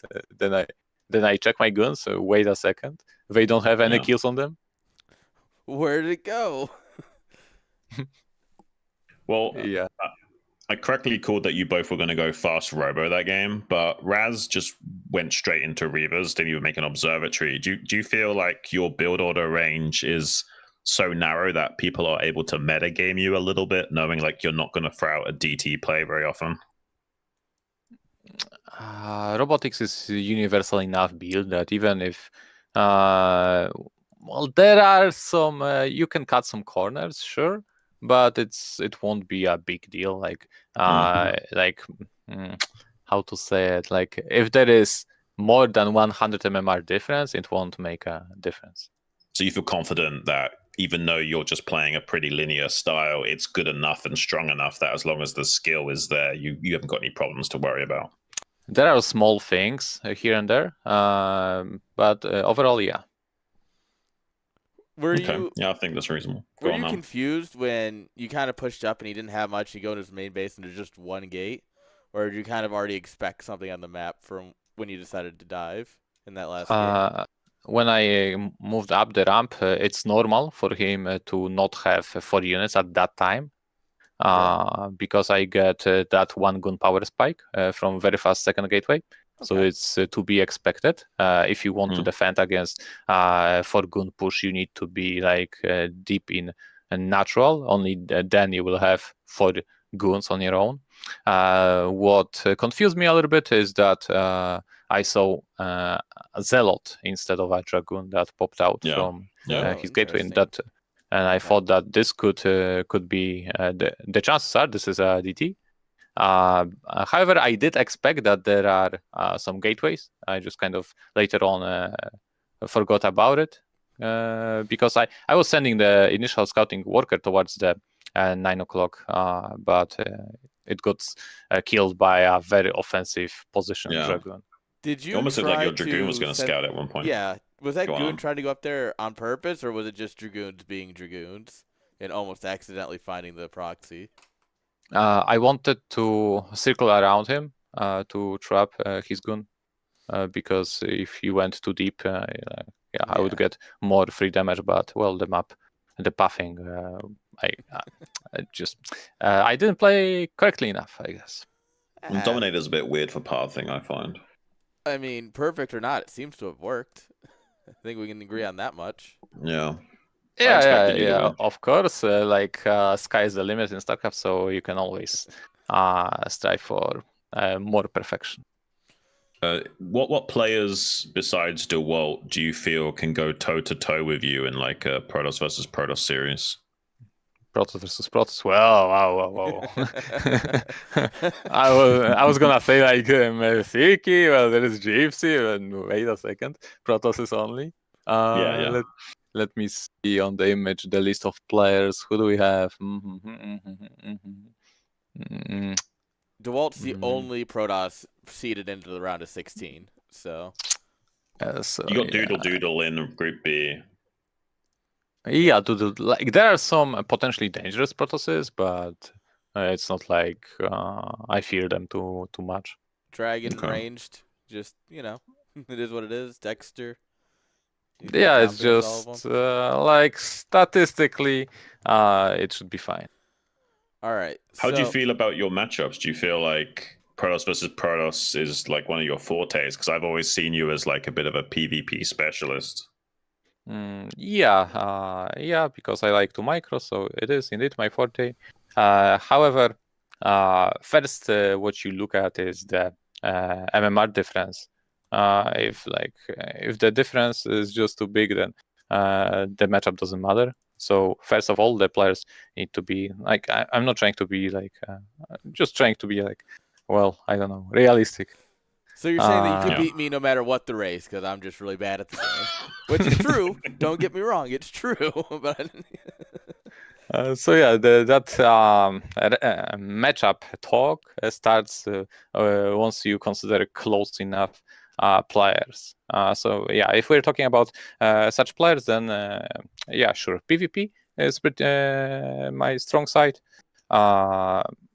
PvC is not bad either. PvT, it is a little bit worse, but I have my stronger sides in carriers where I have the confidence.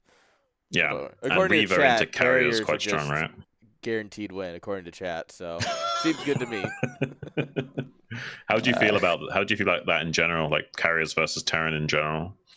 I saw that game of Rasowy, and well, crazy, right? That was a game. Yeah. I mean, yeah, you need to know exactly where the carriers are. You need to like zone them out. Yeah. They're not mobile enough to just fly around the map. I don't know. Yeah. So I don't know if Zun has any more questions, but I have one last question for you. We have seeded into the round of 16, and they each get one pick for their group. DeWalt, Striker, Zero, and Julian. Wow, I blanked there for a second. Who do you want you to pick you most and least? Like who are you like? Who are you really hoping picks you, and who are you really hoping doesn't pick you? What's the pick order? Who picks first? So it's gonna be, I think it is just the order I said: DeWalt, Striker, Zero, Julian. Yeah, that'll be pick order. So it's like ASL, right? Yes. So each person gets one pick, and the other two people are randomly chosen. Since it'll be easier than getting everyone together, because. Well, yeah, of course. You've been around a time or two. You understand. I don't think anyone will pick me, but yeah, because it's how does that work? There are 4 groups, and each of the leaders pick one player, and then it's randomized, right? For the rest. So out of 12 people, 4 are gonna be handpicked, and then it's gonna be random. Yeah. So are you hoping anyone picks you? Are you like hoping for a group? Or you're like, maybe if I get in with Zero's group, I'll have a better time. Or like, oh, maybe if I get in DeWalt's group, it'll be more interesting. Any thoughts like that? Well, thoughts like that. Yeah, there are like I wouldn't want to be in a group with DeWalt because, well, you want to make it out. Yeah, like comfortably. And then there is Striker, who is also potentially dangerous. Zerg. Zero for a long time I've had his number, so I would be confident. Although Zero can definitely play a good game, so yeah, he's pretty strong, especially in VP. And there is Julian, who is just unpredictable, but I think I'm stable enough for his unorthodox play. Yeah, that makes sense. That's pretty much the same question I was going to ask you. Is like, what group would you want to go into? And I was curious if you were going to say DeWalt, just because you've got such a storied history of him, and you kind of know how that game would go as well. Nah, against DeWalt, it's always plus minus 50-50. Whoever has the better day, or whoever was more active. I would say DeWalt's usually more active in general, though, right? Like he trains a lot more than you, generally speaking. Yeah, but I've been so inactive lately in StarCraft, so I'd have to step up my activity in order to be at least equal. He's equal. How many hours a day would you say you need to be comfortable at your best? You just need to. You don't need to actually play a lot. So as long as you play, like 2 hours daily is more than enough. even if you play like 3 hours every second day, should be also good enough. I thought you were going to say something around that time frame. That's not bad. That's doable. That's a doable amount. You just need to stay ahead of if you're inactive, you're scrapping to play what you want to play, because your income is too big. You cannot spend all that. So in order to get past that, you need to play a minimum amount of games in order to just play your own game where you can get a little bit creative, think what you want to do, rather than trying to catch up what is supposed to be played in a matchup. Nice. That makes sense. So how confident do you feel about taking the whole thing? Because you're a regular finalist in BSL, so I imagine this is like water off a duck's back for you in a tournament like this. Let's see, if there was there were odds for who wins the whole thing, I think I would have 30% odds to win, to take the whole thing. Probably Devalt would have 40, and then there are players like Striker and others who will have so much. Oh yeah, Siki, I guess. So yeah, I guess a little bit too much on me and Devalt. Maybe it would be 20, 30, and then 15, 10, 7, etc., etc. A few percent to Crossy and Dragon and that kind of thing. Yeah. There's always that small chance, you pull out the series of their life, And, let me tell you guys, winning tournaments is not as easy as results tell you. I just don't log into StarCraft and hey, I'm gonna just win the whole thing. It's a long process, exhausting process, and at every step you may just get eliminated. What is your mental state when you're going into a tournament? Do you feel really confidently I'm going to win this tournament, or are you a lot more undecided about how things are going to go? I'm trying always to think about specific games, what I'm gonna do. Of course, it helps to motivate yourself a little bit before the games. I'm good enough, strong enough. If I'm nervous, then you just tell yourself, well, he probably is just as nervous. But just understand your own value, and if you feel stronger, then just play your own game. If you're the underdog, you can throw in some spice, cut some corners. It doesn't necessarily mean that you should just cheese. You can cheese in a macro way. Right. Put a hatchery in the middle of the map. Yeah, that's not the macro way.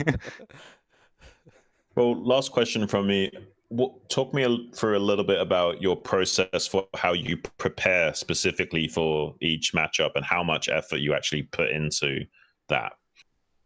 In the past, I would try to find a specific sparring partner. Say I play against Protoss, so I'm gonna play training matches against Protoss, but after a couple of BSL wins, I've gotten more lazy, and I'm just hey, just staying active is good enough. So just playing, being mechanically there is what I do.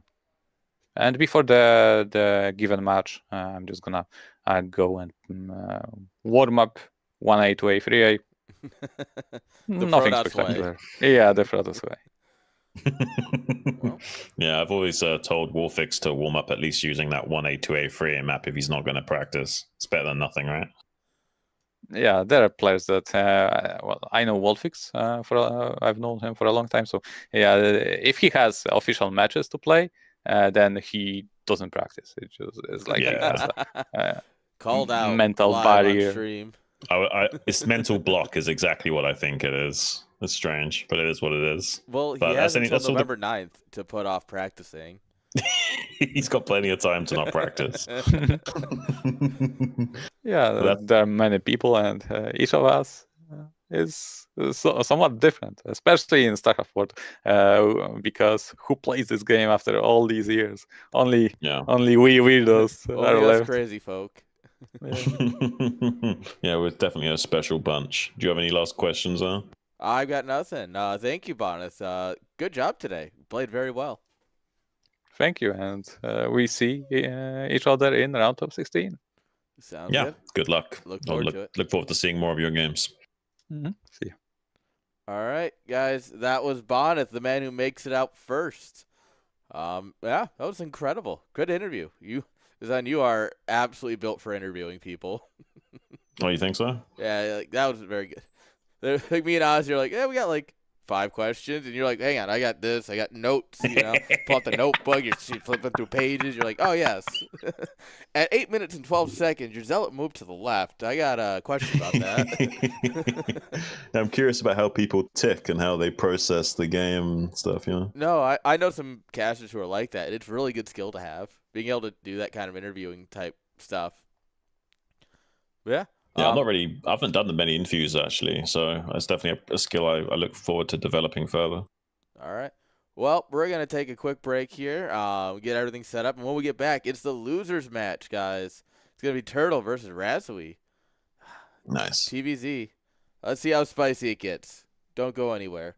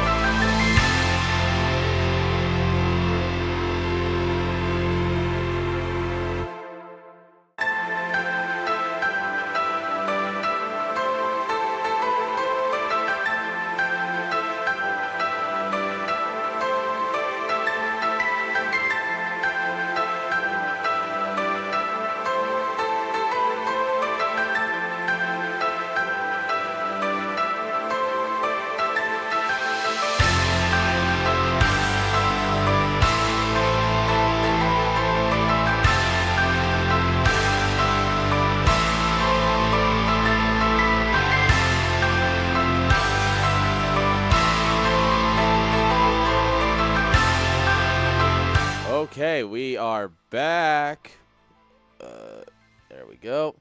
Guys, it is time to see who doesn't make it out of the round of 24. We saw who made it out first. Now we're going to see who doesn't make it out. With Turtle versus Razui. And who goes through to that final match to face off against Raz as well. Oh, yeah. It is not an easy journey ahead of whoever wins this, you know? Absolutely not, yeah. I think both players looks like they're ready, though. So we're jumping straight into game number 1, IPSL Winter 2025, Art of Turtle versus Razui on Dominator. Let's get it. All right. Spawning in the top left is the yellow Terran. Hailing from Poland is Razui. And his opponent over here on the center right, Art of Turtle from America. America. I actually watched some Team America clips recently. Dude, Team America is... I don't think you can ever admit to enjoying it, but it is... It's classic. It's something. I don't think anyone's legally allowed to admit to liking it anymore. The societal window on that one has absolutely shut. But it was a beautiful piece of media for its time. Yeah, I guess you could look at it through only a satirical lens, and maybe it's not so bad, but yeah. I mean, to be fair, I was at a company retreat once. This was like 2020, 2021. And we watched Step Brothers. Like, oh, yeah, that's good. The company used to be like, when I got hired on, I was like 20-something employee, right? Yeah. And we went up from, by the time we had this retreat, we were at like 50 to 60 people. So, like, there was still that, like, bro mentality. But now we had HR people. And so, like, the CEO was like, maybe we shouldn't be watching this movie anymore. That movie is... It's kind of crazy how times shift, right? Yeah. Society keeps moving, you know? Yeah, change is the only constant. Ain't that the truth, man? Sometimes, well, no, the only constant is Brood War. They refuse to patch it, and I'm fine with that. Yeah. Change and Brood War, the only two constants that are important. True. You know, Ben Franklin's once remembered for saying, there's only two things in life that are consistent. Death and Brood War. Sounds like a very likely quote. I can trust it. Yeah. You know, the internet told me it, so I believe it is true. It must be true, right? Yeah. So I was talking about how I was kind of thinking of Razui as more of a mech player, and he went for a 12 gas. So yeah, this is a very we might actually be seeing that. Based on how he was playing TVP, I was thinking he must be a mech player. Yeah, we're going 3 on gas immediately. Definitely going to be a mech play. I feel vindicated because just based on analyzing that one game I've ever seen him play, I was able to ascertain that. This man's a caster, guys. Look out. You might not believe it, but he has actually casted Brood War. Yeah. I mean, to be fair, I didn't catch that. So I will give you that you are the smartest caster here for sure. I've definitely casted some games before, 1 or 2. Yeah. Yeah, it's small tournaments, right? Some small Korean tournaments. Yeah, just some small ones. Yeah, nothing too crazy. Dude, I've got a question, only because I never kept up with it. Do they still do the Soup Duel series? That's a bit of a weird situation. They Am I allowed to ask? it. Am I allowed to ask? You can ask, but I'm not allowed to talk about it, if that makes sense. Like, okay, there's some stuff fair. I can't talk about. Yeah, That's fair. Because I they've just stopped it for now, so I can say. Yeah. Yeah, I just know that some nights I would like, what do I want to watch? Oh, shoot. Let's put on StarCast, you know? And put on the Duel series. It's a bit of a sticky situation that I can't really talk too much about. Fair. Don't need to get involved in it then. I was just curious why I had you know? Yeah, no worries. You can ask. Man. So he almost got the SCV on the exit, but didn't quite get it. And he chased the SCV like across half the map. Because sometimes if they're not paying attention with their worker pathing, you can catch them up by like manually pathing directly to it. But he didn't get it. You gave it a good try. This is a 1-1-1. Ooh. Race or drops? Take your bets now. I think this is drop. You think we're gonna see a drop? I think this is vulture drop into expansion, yeah. Ooh, interesting. Nice and spicy. And it makes sense based on the spawn locations, because he's got a direct path into the main base of AOT here. Yeah. Oh, pull a bunch of our boys to fight that. Make sure it doesn't kill the drone. It's interesting. Let's see if he actually does make the control tower. Oh. Oh, it's blinking. Oh no, it's Wraith. Oh, okay.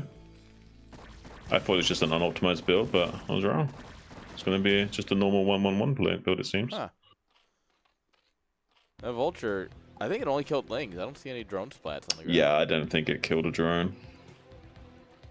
Drones are sneakily tanky when it comes Well, it's because to, of the regeneration, right? They take 3 Yeah. hits to kill, whereas probes die with 2 consecutive shots. So if you can land 2 shots at the same time, it'll kill a drone. But if you are off at all, it's that instant 1 HP regen. Even by 1 frame. Even by 1 frame, it has to be completely synchronized. Which I've always found it to be nuts, right? Like, as someone who plays Zerg, I'm very grateful for it because, well, people at 14, 1500 don't do frame perfect attacks, which means my drones survive very much longer than they should. Oh, there's no bunker. Oh, there's no bunker. No, there's a lot of links, too. Oh my gosh, he might just die. He might just be dead. The problem with 1-1-1 is it's very flimsy and he doesn't have a bunker finish. Without a bunker, even with the bunker, they can just run by and he's going to surround the Vulture in the mineral line as well. This is really painful. He's going to try and go into Valkyries from here, but now he's overrun from the Lings on the ground already. Yeah. And I mean, Valkyries are cool and all, but... they don't shoot down on, I heard. No. You know, it's the same issue I have my Lings not shooting up. Valkyries don't shoot down. Yeah. By the way, I mean, it is what it is, but he's just gonna rally. This is how I like in here.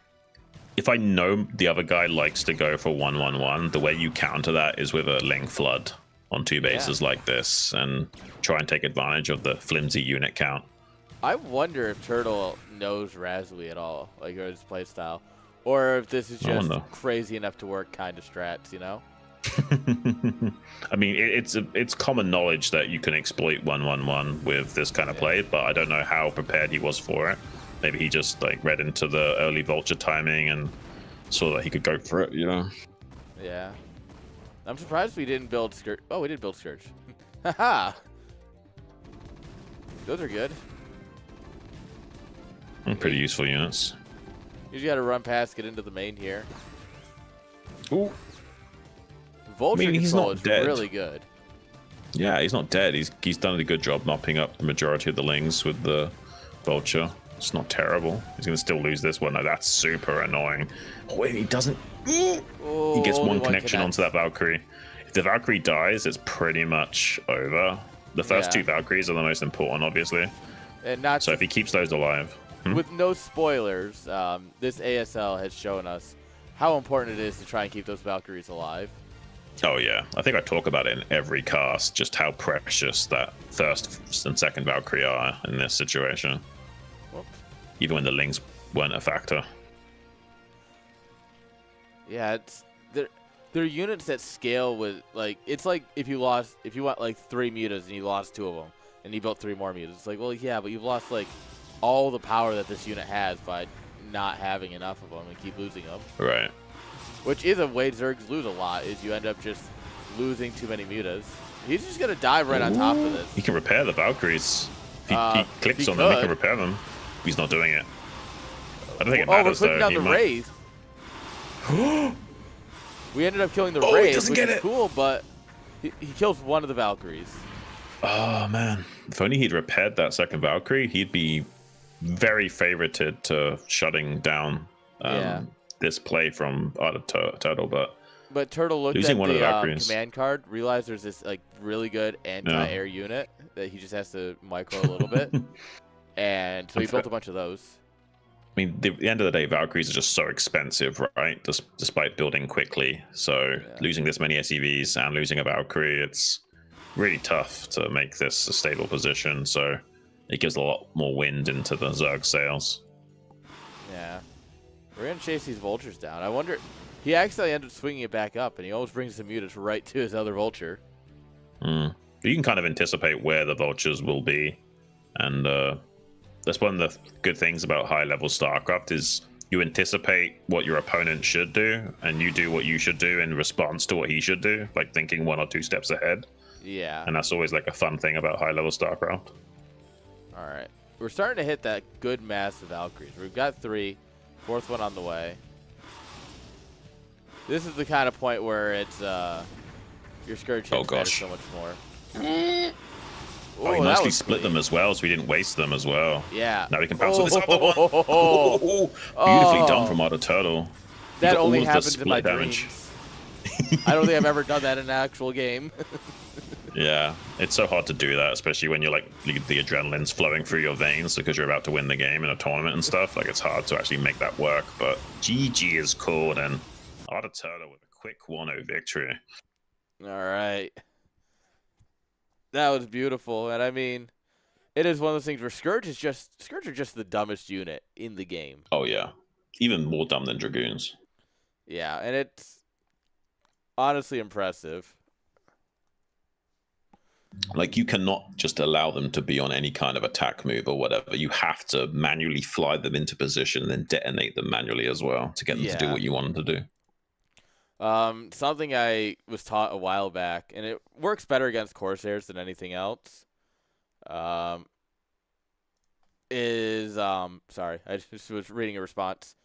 What you do is you fly your Scourge past this Corsairs, and then once they're, like, on top, then you A-move, and they just kind of move to the side and hop in. But, man, I had a game the other day where I set my Scourge at a unit that wasn't moving. It was like a Corsair or something. And it flew in, and it got right in front of the Corsair, and it just stopped. And I had full vision of the Corsair the whole time. I had, like, everything was fine, and it just flew in and stopped. And then it went forward, and it didn't get it because they pulled the Corsair back. And I'm like, why did you just stop? I think there's this weird, like, almost like a built-in trigger to the Scourge where they, like, update their navigation at a set rate every so often. And if you get unlucky, it can, like, really mess with the timings. And it's how you glitch them out when you're doing Muta versus Scourge. Yeah, it's... Anyway.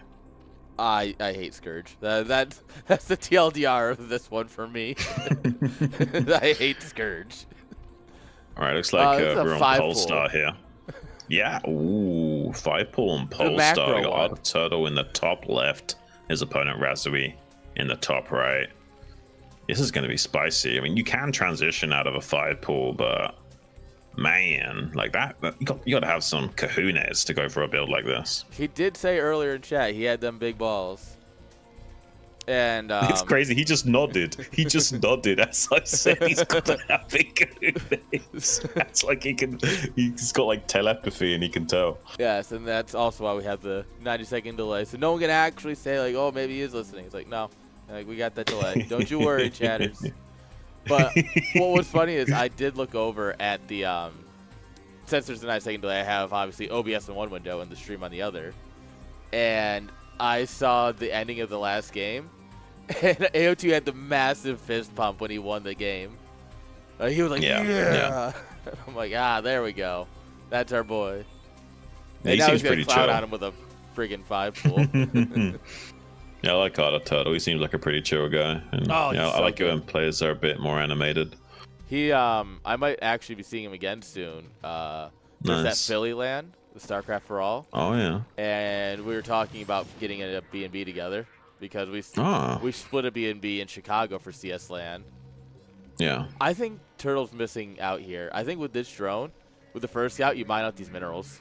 Yes, you should mine out one of those patches for 100% on. That's a really good show. He did the thing. He's got more HP now. Yeah. Yeah, you gotta just once the links come in, you start mining. Well, he could still use it to glitch out the SCVs if he wanted to. That's one thing he could have done. There was a moment there. Yeah. He pulled all the SCVs out of the position. Yeah, he could have done that, but it's okay. Yeah. He's gonna get at least 2 or 3 SCVs here. It's not too terrible. I mean, Razui could pull back a couple of them, but he's not going to kill enough. Right-click on SCVs until they're done, so. But on the back end, we got 5 drones mining versus 4 SCVs.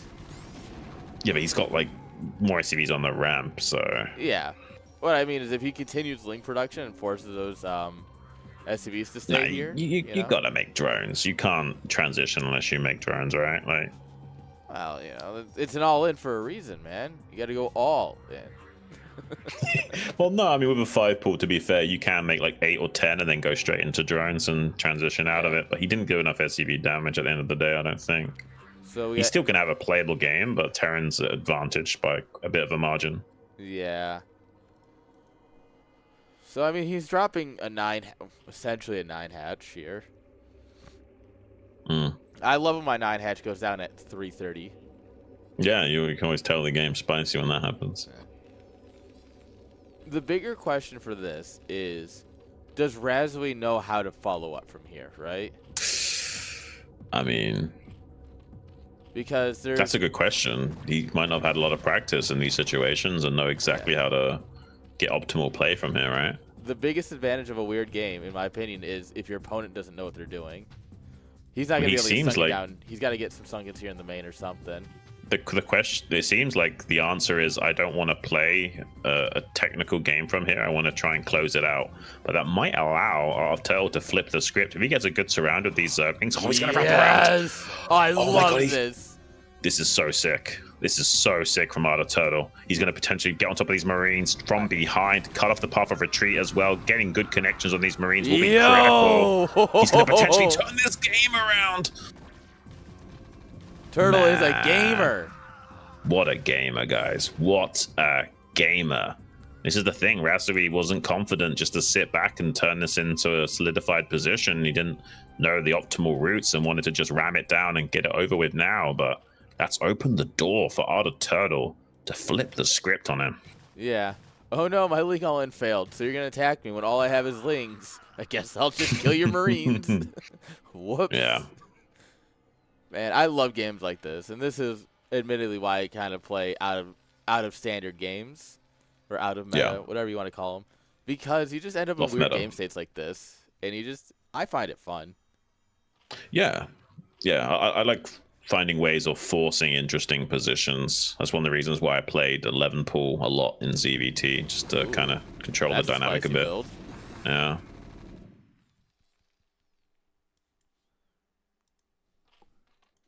Okay, well, I mean, this is actually going to be an interesting game because Turtle hasn't won the game. He's just kind of reset the power scaling a bit here. So we'll actually see a very interesting dynamic now where we'll have a 2-base lair into Muta most likely, but a 2 barracks academy build off 1 base.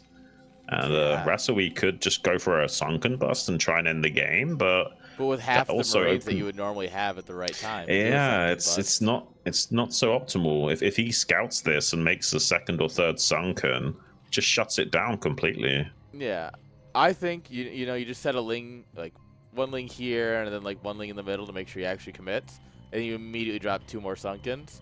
He can't do anything. You don't have a lot of mutas, but you can still get out enough where he won't have anything in time to defend against it besides his Marines. Yeah. Okay, well, let's see what happens, because it does seem like Razui wants to go for some kind of sunken bust situation. But he's seeing him move out now. He can kind of identify this. He should throw down 2 sunkens, and there they are. And now you just get your Spire. And, some people argue, you only need 2 sunkens. Like, it doesn't really matter. No, build the 3rd one. Just don't die. You need 3 against, at this point. Like, 2 sunkens feel safe, but there's still a chance they break it, Oh, yeah. I have lost many unlosable games because I didn't put down enough sunkens. Yeah. It basically depends on the relative timing. When you go for these kinds of wacky builds, it resets the timings by between 1 and 2 minutes.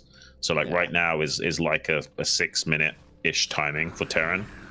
But you would need 2 sunkens at like a 5-minute 30 timing anyway, potentially against 2 racks. So making a 3rd sunken still makes sense. I think the biggest unfortunate thing for Turtle here is that he dropped the first sunken when the hatchery just finished, so he only had the spot to put it. If they were like 1 sunken width forward, right, they'd be hitting as the units were still in the trench, just like coming over the trench, and you'd be able to fight with that high ground advantage, which I think is the best part about this map. Yeah, you're not wrong. That trench can be pretty costly for the aggressor, especially if you're able to abuse it with your buildings out in front. Yeah, especially if you lurker contain a Protoss, you know. Trust me, that's a good one. Yeah. Yeah, that trench definitely does change things, and also gives people like an air of like false sense of security where they think they're safer than they actually are, so they make less defenses than usual and still get busted. Oh yeah. It gives and it takes. Third hatch in base.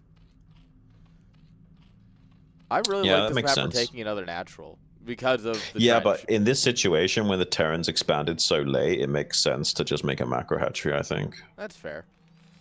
And I mean, turrets haven't even started yet. And while it's only, you know, we got 5 meters, it's enough to start causing problems, especially with our turrets just now starting. Yeah. Let's see if he can abuse this lack of turrets, because, I mean, with good micro, he should be able to not necessarily run rings around Rasui. We actually lost a Mutalisk already. That's actually a really big deal. He can't even one-shot the Marines now. No, this is not good. It's a shame because he had a chance to like dance around Rasui a little bit and keep pulling him to and from the main and natural and do some damage for free. But now he's given a bit of stability back to Rasui. Seems like he's got his hatcheries rallied across and think, whoops, probably should grab those units. Yeah, I mean, generally speaking, you do want to rally your mutas out in front to as close to their base as you can, like close to where this mineral only expansion is, but you also need to keep adapting that depending on what's happening in the game. But then you forget, all right? I always then you forget. And you're like, huh, why are my drones over there? Huh, why are they all dead? Yeah. Let's even get a drive-by into the main and maybe kill some SUVs. The Marines are in close position to respond to this though. So just sniping a turret and loses a muta, this isn't the kind of value that our turtle was looking for right now. Without a third base, I mean, this isn't ideal. Like, no, you want to do more damage than this. Yeah. I mean, in all fairness, both players are really anemic on workers, and we're going up to Hive on this. Yeah. It's just kind of crazy. But I think he's going to try and expand to the bottom left now. Oh my gosh, he's just going to take quite a lot of damage for free on those mutas, but he gets lucky with the spread from the bunker, so he doesn't lose that low HP muta. It's not too bad. Yeah. He's got big waves of drones coming out, but he still really needs to get a third base up and operational ASAP. He's going for it now. It's not too bad. Like, the modern meta as well, like, you can stay 2 base a lot longer against Terran, especially in these weird spots. But the execution is difficult. It's not like recommended to play this way because it can be quite tricky. Yeah.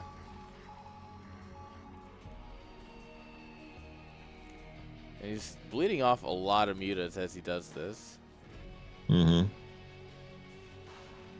he doesn't have the map control that he needs to make this completely effective. Like, he's got a massive sunken wall, but he can't easily protect this third base.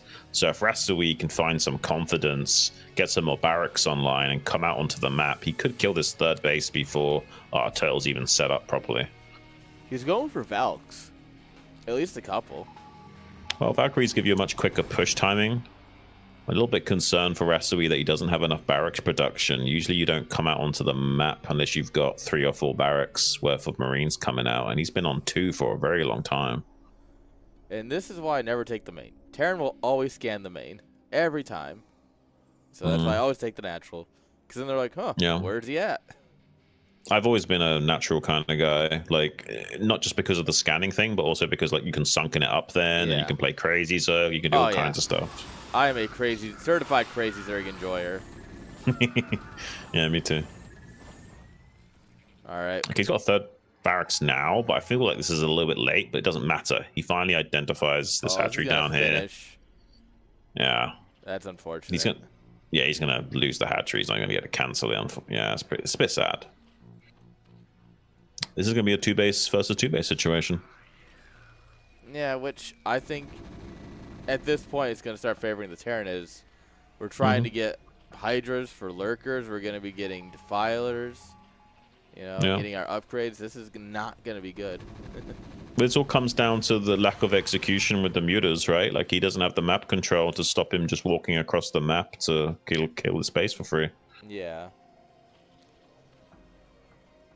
And I mean, at this point, I don't think he can get enough mutas unless he. Oh no, not need, anymore. like, a few no. More rounds if you really want to. You shouldn't even do it at this point. It's like too late. Like, you missed your window to do that. You should have like been on the ball right from the get-go and harassing the Terran non-stop. Yeah. But one Valkyrie into vessels. Yeah. One Valkyrie just providing a little bit of like, you sure you want to do that, mutas? Yeah, Terran's the timing attack race at the end of the day. Like, the StarCraft in general is about timing attacks, but Terran's the timing attack race. And in these mid-game timings, they reign supreme, generally speaking. So it's going to be on our Turtle to somehow sandbag Razui now and wait for this Consume and Dark Swarm to come online. Ooh, this Valkyrie's going to just scout this attack that's incoming. Yeah, but will he pay attention or lose the Valkyrie for free? He's pulling everything back. I don't know if he saw what was behind it, but... Oh, he's going to get on top of the Marines with some of the Zerglings, and he's going to trade okay, but not well enough. The Lurker's way out of position. Eventually, though, we'll get these Lurkers up here, but as long as Rasui... Oh, that's we don't have +1 armor. His spine here. He's actually getting ripped apart by some of those Lurkers, man. Like, I thought he was going to be fine if he just shuffled around with his units a little bit there, but he was not on top of it. Important. Oh, yeah, we need a free vessel. Oh, gosh. That's sad. All right. Like, all right, how come when I play against the Terran, their micro on their vessels is impeccable? I don't know, man. It is what it is. You know, I'm not saying the ladder's full of Smurfs, crumbles. but all I'm saying is I've never had a Terran do Oh, the ladder is definitely me. full of Smurfs. That's it definitely is. Even that 2400 MMR, there's still pro gamers smurfing against you, okay? There's Smurfs all the way down. Oh, wow. He's just trying to wedge it in. Oh, the mine hit splashed the Lurker a little bit, but gets the Dark Swarm, gets the Cheeto dust cloud here right outside the door of the Terran player, locks out some of this Bioforce, and now I mean, there is a way of... He's got time. Sorry. I was going to say, there's a way of making this work for Art of Turtle, but this will not last forever. Like, he should rotate around with this Bioforce and cut off any additional Defilers showing up and Lings to be consumed. The fact that he's allowing these extra Zerglings to come over here is a little bit of a misplay, but there are mines to stop this as well.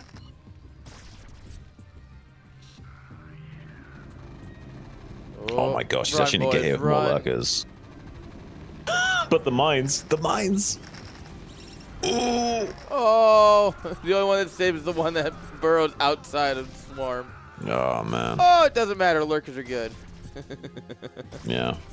It'd be really cool if he well. moved it into the Dark Swarm, though. Not gonna lie. Yeah, it is what it is. He missed his timing window a little bit here. And as long as Rasui executes well, should be able to find a victory. But he's attacking onto the high ground against Lurkers. He's going to rip apart these Marines with the Ling support as well. It does finally pull those back, but Ling's getting on top of them. Without the armor upgrades, Lings can still do a lot of damage with their claws. So getting some pretty good value trades despite being on such a appallingly low supply. I think I think Rasui's underestimating how important +1 armor is against Lurkers. Yeah, maybe. Like, it is truly the best upgrade when there goes Lurkers, because it means you don't get two-shot anymore. Yeah. I don't think it matters. Like, Rasui should still win this game, but maybe he'll have a hard time executing that and could still throw it. He definitely should be winning, but I think as we've... I don't know. After some of our games today, I'm not convinced I want to call anything early yet. You mean like his game against Rats and Raging? Exactly. Yeah, and I think the most important thing to remember here is that this started out as a 5-pool. Right, like right. We're in a reasonably big macro game, 20 minutes in almost, because he 5-pooled. But I don't know what our Turtle's thought process is with taking this base. Like, he needs gas, not this mineral only. Yeah, I think he's just like hoping to have a base. This only works if you're going Hydra Defiler. So unless he's getting Hydra upgrades right now, he shouldn't be doing this. If he is doing Hydra upgrades right now, then even so, that will still not be super optimal. Yeah. Oh gosh, defense matrix on that Marine. I don't think our Turtle can hold this. I think he's getting broken he's got here. nothing. 42 supply, and I'm pretty sure it's all drones. Yeah, yeah.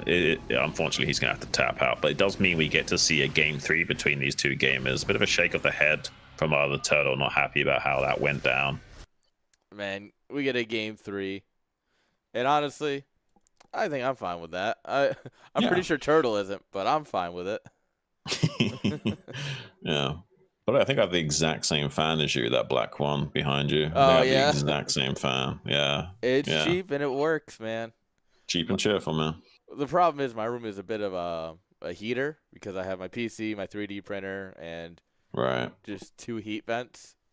And so 2 heat bags behind you in the way of those dogs as well, acting as radios. And they lay right on top of you all night. Seem like cute dogs, though. Oh, they are. They just want to love. They just also like yelling a lot, which is a habit we're trying to break. But when they lay like this, like, what am I supposed to do? They're just being cute. Yes, Jinx, I'm pointing at you. What are you gonna do about it? Go back to sleep. Yeah, it's cool when dogs chill out like that. Yeah. You know, my dogs actually just want to sit by me. It's great. All right. Looks like gamers are ready for game 3. Yeah, looks like it's going to be on Radeon as well. Looks like we 1 minute was from Resui. So we'll give him his second here.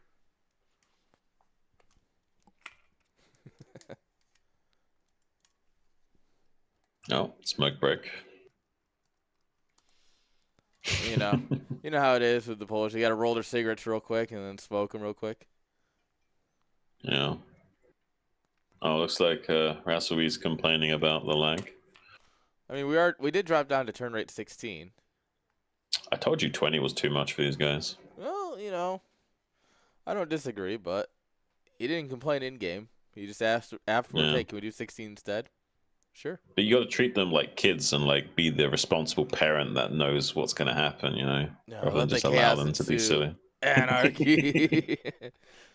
No, I definitely agree, and I know what you mean. But I feel like 16, most people can handle 16 pretty well. Yeah, 16 is pretty good. Especially Europe to NA. All right, so 16 low is laggy. So what if we did 24 high? I mean, 24 high and 16 low is very similar. It's only off by a few milliseconds. I could have swore that there was more of a cavern once you started adding high and extra high. Like between. I always thought like once you put on like high and extra high, it added like hundreds of milliseconds. No, 24 high is very similar to 16 low. Okay. It's only off by a few milliseconds. I think like 7 milliseconds or something difference. It's not too big. That's interesting. I remember there was a big chart a while back of like, hey, this is like all the turn rates and what they do. And, well, I'm not really good with charts, so I didn't memorize it. Fair. Well, we're jumping right into it, guys. Radeon got Rasui down here in the bottom left, all tied up as the yellow turn. His opponent in the top left, in the purple trunks, is our turtle.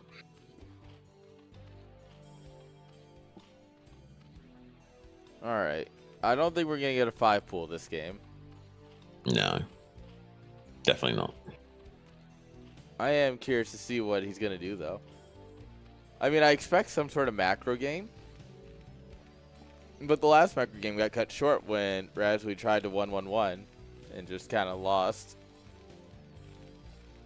Yeah. I mean, correct me if I'm wrong, but I don't think Razui is super confident in this matchup. You might be right on that. I mean, he's done some rather odd timings, different builds, stuff like that. Maybe he's just trying out things. He also might not know who Arda Turtle is. Yeah, true. All right, you're a tier 4 player. You got through on a, maybe you got through on an easier bracket or something. Maybe I can try something else. And then it's like, oh, no, okay, you're kind of a gamer. Yeah. It's funny because the different regions have totally different ways of approaching lesser players. Like, we can't all be Vyncke. Well, in the foreigner scene, we're much more likely to just like play safe and, you know, outmaneuver the guy over the course of a long game if we're a better player. But in Korea, for example, it's totally the opposite. They want to like lean on their opponent and force interactions to make it too hard for them to keep up with, you know? Yeah, I think both are right, honestly. I think both are very valid ways of doing it, and it really all comes down to the game state you find yourself in. I think generally speaking, the forcing interactions is the superior way of going about it, but it also requires a lot of skill from you to make that work. You can also throw the game if you don't know what you're doing. Yeah, if you underestimate how good your opponent is and they can handle the punches you throw, that's a big whoopsie. That's definitely a big whoopsie. I love that we have map makers that will tell Terrans how to build their walls. And Terrans are like, huh, cool. And just put their barracks wherever. Yeah. The map maker has given you an out. You don't even need to know your wall. He's like, don't tell me how to live my life. I'm not going to wall in as Terran. I need a 2-port Wraith. Hey, I know a 2-port Wraith guy. And I always know he's 2-port Wraithing because he actually walls in. And I'm like, ah. Yeah. Usually it's a massive telltale sign. If you see a Terran walling in, like 95% chance it's a 2-port Wraith. Yeah, it's an annoying build because it's one that's not hard to like beat, but for some reason every time it's done to me, I'm like, oh god, it's happening. Maybe you should just find someone to play against you, doing that over and over again until you get more comfortable with it. Oh, I have a guy for that inside job. He loves that build. We already trade games enough, and I'm like, I don't really know if I want to grind against this build, man. Keep losing. Fair enough. Okay, well, SCV Scout's going to die reasonably quickly, but I doubt we'll see a 2-hatch lurker. Depot instead of bunker. So he is going to try and be a little bit cheaper on that. Layer in the natural. I like that. Yeah, trying to obfuscate when you make the speed and layer can throw the Terran off a little bit, make him paranoid. It does feel like that's gotten more popular recently.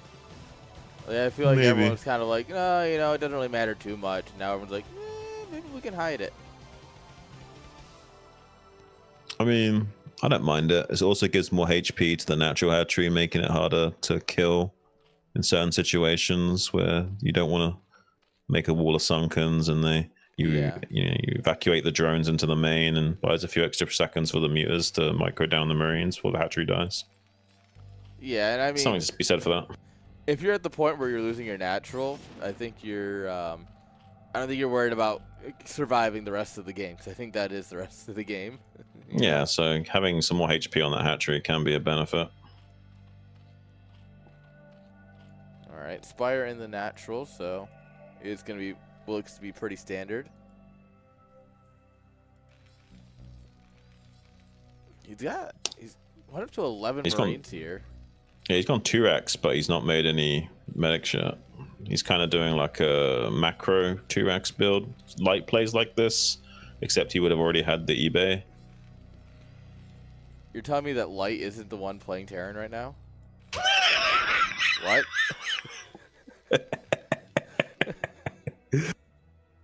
Oh, man. Turtle puts lings everywhere. It's actually incredible. Yeah, it's good. Except Needs where to find this them. SCV is, of course. Yeah. So far, this SCV has avoided death and is also going to scout this hatchery crazily. Yeah, and it's going to... Yeah. And Turtle's like, wait, what the heck? He's going to be annoyed about that. I would be. I looked everywhere for it and it still managed to find me. Alright, so Terran's probably going to just move out and try and cancel that. Right? Yeah, you're going to turn that. You're going to turn now? Well, you can. You can also just pressure the natural. It's fine. Alright. But he technically shouldn't be able to bust him, but maybe our turtle makes a mistake here. That Sunken's late. Yeah, actually, the sunken being this late is actually a problem. Hello? He Turtle? could just go. He could just go. The 5 mutas here. Ooh. Okay. He should be safe. Turtle accidentally or I should say absolutely skill-wise, buys just enough time for it to finish. Totally. I thought he was off with his muter timing, but everything seemed like it was lined up perfectly. All right, guys, we might have to accept that Turtle might, in fact, be a decent Zerg player. He's pretty good. He's not bad. Nah, it's like he's played this once or twice. Just a couple of times. All right, is he going to try and pounce on the Marines, or is he going to try and go for the counter? I mean, you can pounce the Marines, but now he needs to. You make that many lings, you have to do something with them. Oh, we're up to he like will go for it. Marines. It's just a matter of when. If Terran just goes home. If he goes home and just reinforces, he could be in trouble. Oh, he's got the Marines here, but Medic's blocking pretty good as well. He gets on top of the Marines, but not good enough, I would say. Oof. That went about as bad as it could have gone. Yeah. No, we can't save this hatchery, potentially. There's not enough lurkers up here, morphing. One lurker in a dream, baby. Man.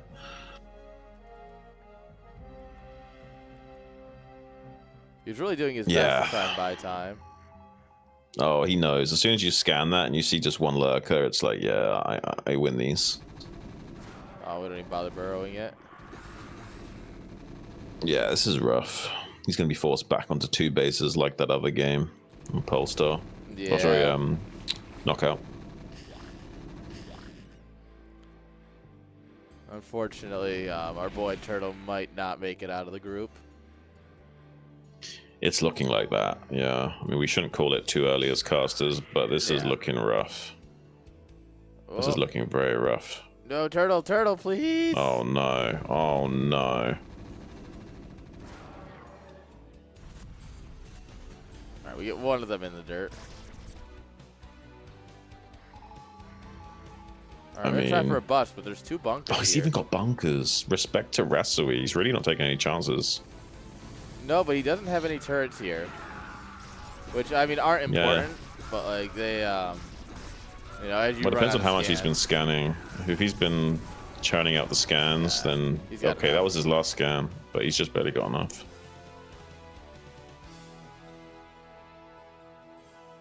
That's really unfortunate. Lurker up there, too. Yeah.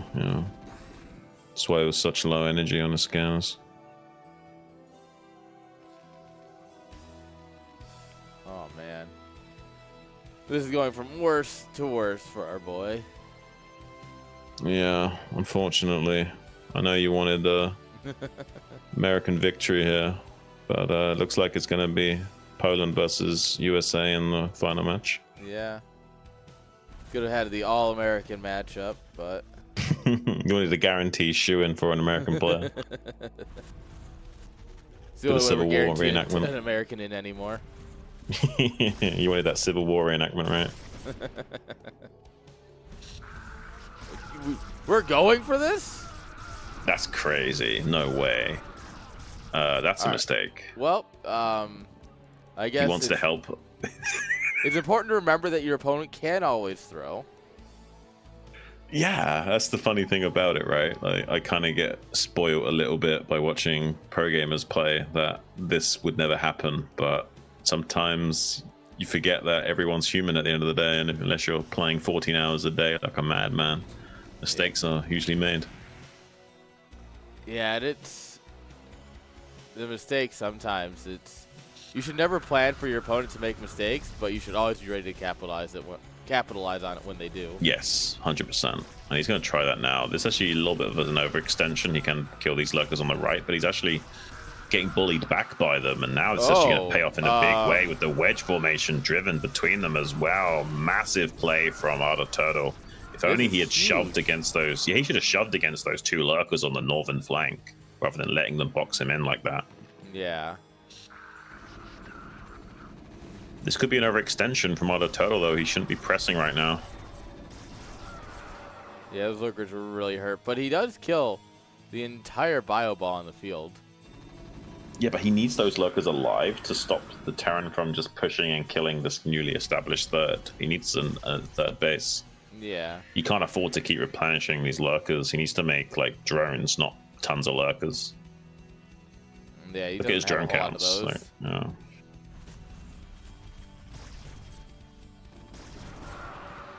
Yeah, I think that's like the biggest difference between like B, A, and S. Like B players know the builds but aren't so good at executing them. A know the builds and are pretty good at executing them.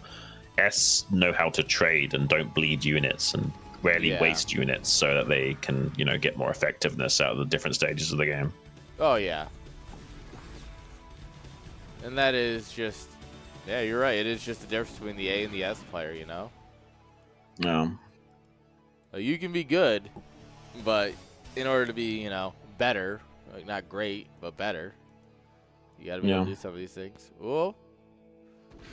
All right. It was with a Hail Mary Scourge player, but battle drone. We've got a drone here, a very hopeful drone. He actually saves the drone. I thought it was going to die. Proxy hatch. It's there to bait him into the lurkers. Yeah, and the other two are just to help as well. Yeah, it's a body block so they can't run by. Where is his rally? I don't know. Like, it must be like all the way down into the natural location. Big drop. Oh, that dropship is crazy. Like, yeah, this is just about all she wrote because he's going to kill the third and the main simultaneously. By the way, the rally's all the way down here. Yeah, this 1-2 punch combination is almost impossible to deal with for either turtle. Even if he cleans up the main, it doesn't matter. He's already lost the third. Yeah, this is one of those things that is so hard when you're playing Lurker, is that you just dropships will ruin you. Yeah, yeah. It's a sad reality. And the good news is that he's not going to lose his lair.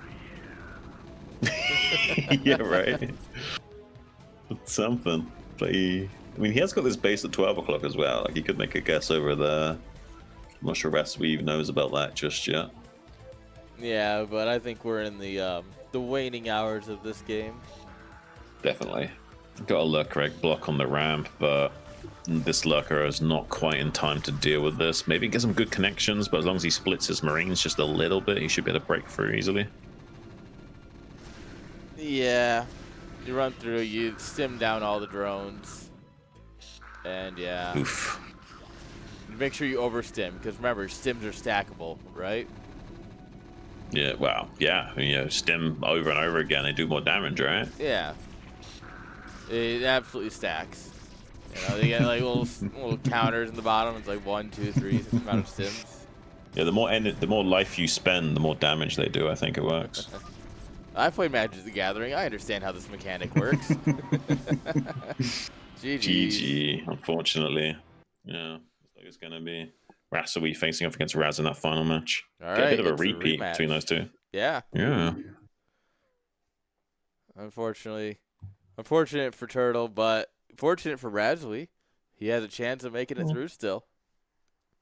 How do you think that game's going to go? Because honestly, it's hard to tell because of how weird that game that they played on Radiant was. It's kind of hard to know how these two line up, right? Yeah, I don't know, honestly. It's tough. I think that I think Raz is favored and shown he can do it even if he decides to throw a little bit. But there's always the possibility that he throws a little too much and Razuli decides to jump on it. What sort of percentage would you put on Raz? I'm probably putting like 60 on Raz right now.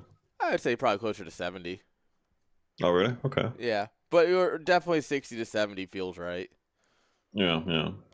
I think after one game, we'll have an idea, though, where it's like, all right, this is a best-of-3 game, and this is how it ended. All right, yeah, it's going to be one way or the other, I think. Yeah, that's for sure. That was a pretty brutal game, though, to close things out. Yeah. Well, I guess we're going to find out soon enough. But we are going to take a quick break, guys. Don't go anywhere. We have our final series of the day coming on up. Don't go anywhere.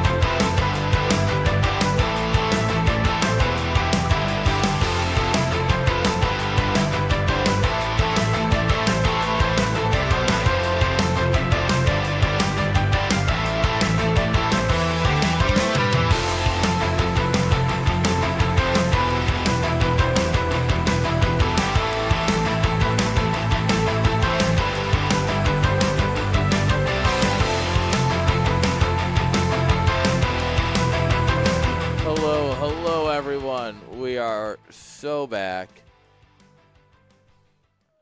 Oh, man. We got one more series. One more absolute banger.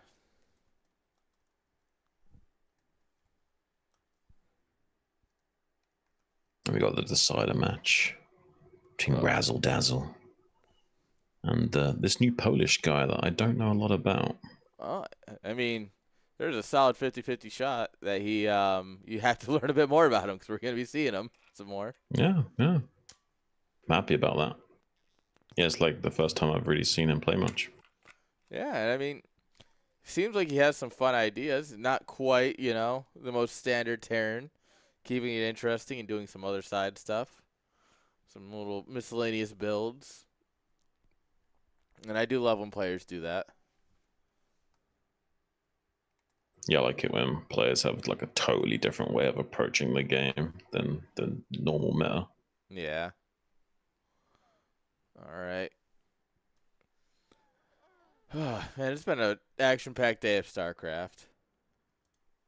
We had some crazy games to kick things off. Oh, yeah, those best of ones always deliver. What we were talking about. It's just... Oh, a lot of StarCraft. But you know what? I can't say that anything about that. That's a good Sunday in my book. Like, oh, no, we had to watch StarCraft today? What a world. Wouldn't have had it any other way. Oh, man. I just saw Raz. Where'd he go? Is he having a smoke or something? Like, where'd he dip to? Huh. I don't know. Gonna find him real quick.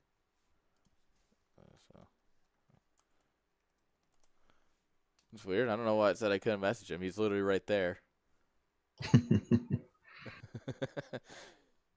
StarCraft being StarCraft, I guess. Bayonet things. Brood War, man. The remaster was so good for us, right? Yeah. I mean, kind of broke some features though, right? I've got to say, we didn't get Warcraft 3'd. I'm not going to say, for better or for worse, but we didn't get Warcraft 3'd. Yeah. Honestly, it's like been kind of fortunate that it wasn't any worse than it was. It's good that it's been able to provide us with high resolution games and all that good stuff. True. I will never forgive them, though, for taking away the big buttons on the side that you used to have on BNet. I've played BNet since 2001. Yeah, and I want the when I go to choose a game, right? I get it. It's very 90s. Yes, that's what I liked about it. Why did you change it? Yeah. I really did like that UI as well. It was fun. Man,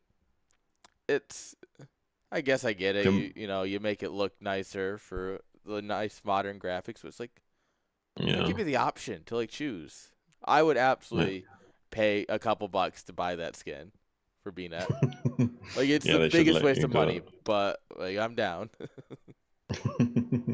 And the stars for the wins as well. Back in the day, I remember that. Oh, half a star for each win.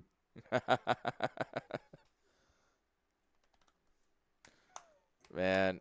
Looks like both players are already jumping straight into the IPSL Winter 2025 finals match. Raz versus Brezoe on Dominator. Let's get it on.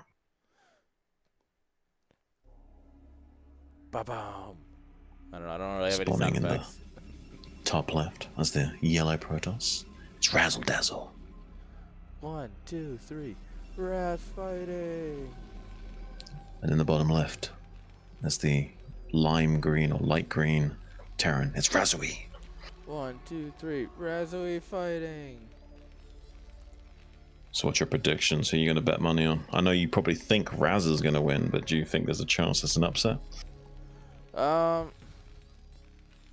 I think there's definitely a possibility for an upset.